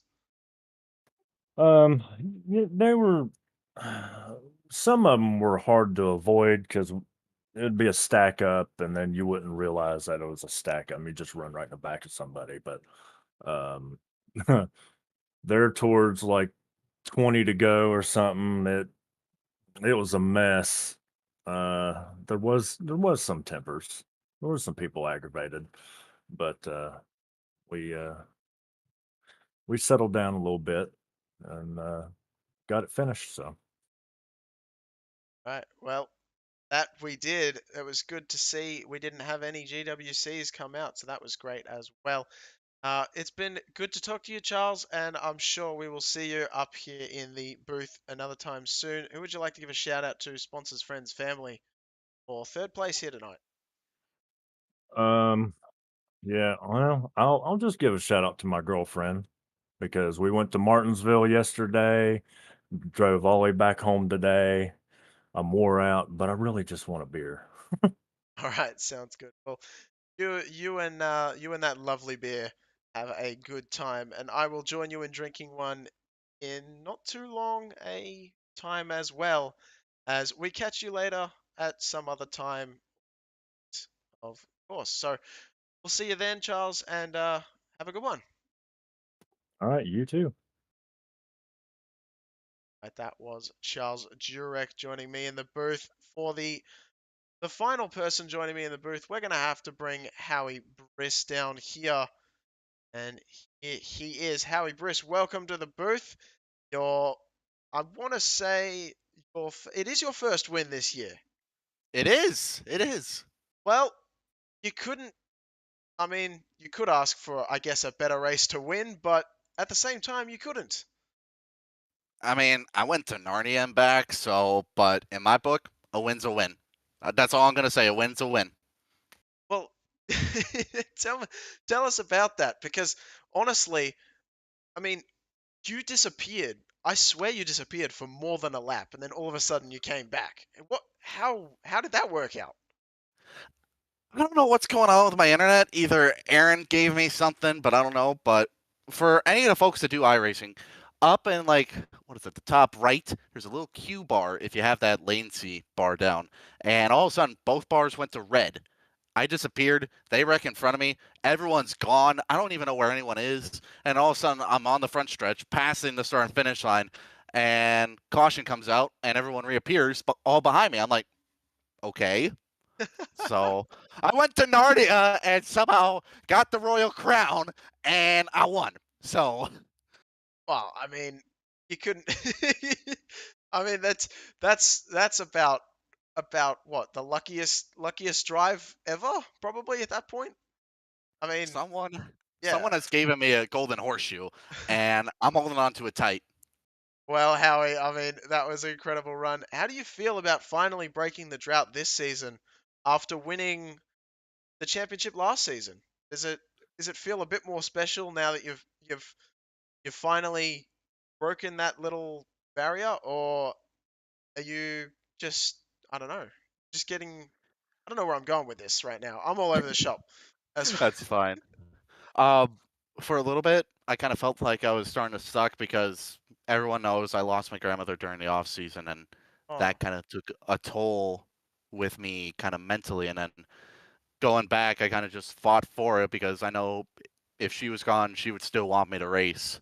every Monday night because she loved watching these, and she would have wanted me to keep going. And I think Martinsville or Iowa was one of her favorite tracks to like watch racing because she watched both of them like in the early days of racing, but she would have wanted me to keep on. So this wins for her. But all I gotta say is we're back, baby. Well, that is incredibly and very touching. I'm not sure if I actually remembered that or not. I may have forgotten. I may have known it. I may have forgotten. So that's but that's really touching. That's really sweet. And you know, so I'm sure you've dedicated this one to her, and that is fantastic to hear. But Howie, I'm going to let you go because I'm sure you, as well as everyone else, including myself, if I'm honest, probably wants to end this one off. So finally, before I let you go, any sponsors, family, friends you'd like to shout out here for the race tonight? Granddad upstairs. I know he's watching. He's probably passed out, but then he probably woke up as soon as he started hearing me. So, hey, Granddad, if you hear this, I'm talking about you. All right, yelling upstairs to him. Aunt Stephanie out on the West Coast. Mom and Dad, they're probably gonna watch this and hear the interview later. Joseph Thomas, the paint scheme on the car is based off of his current one for this year, so kind of like to thank him. He's been taking me racing, and he's going to take me racing this year. We haven't got started yet, but we will. And I think that's everyone. I hope I got everyone. I'm ready to go to bed. It definitely is that time of night where we're all ready to go to bed, I think. So Howie, I'm gonna let you go. It's been fantastic talking to you. I very much have missed the opportunity to talk to you, and I'm sure we'll see you up here in the booth in due course because you've shown a lot of pace here tonight, regardless of whether the cautions went your way or not. And we expected you towards the front, and I'm not surprised to see you here.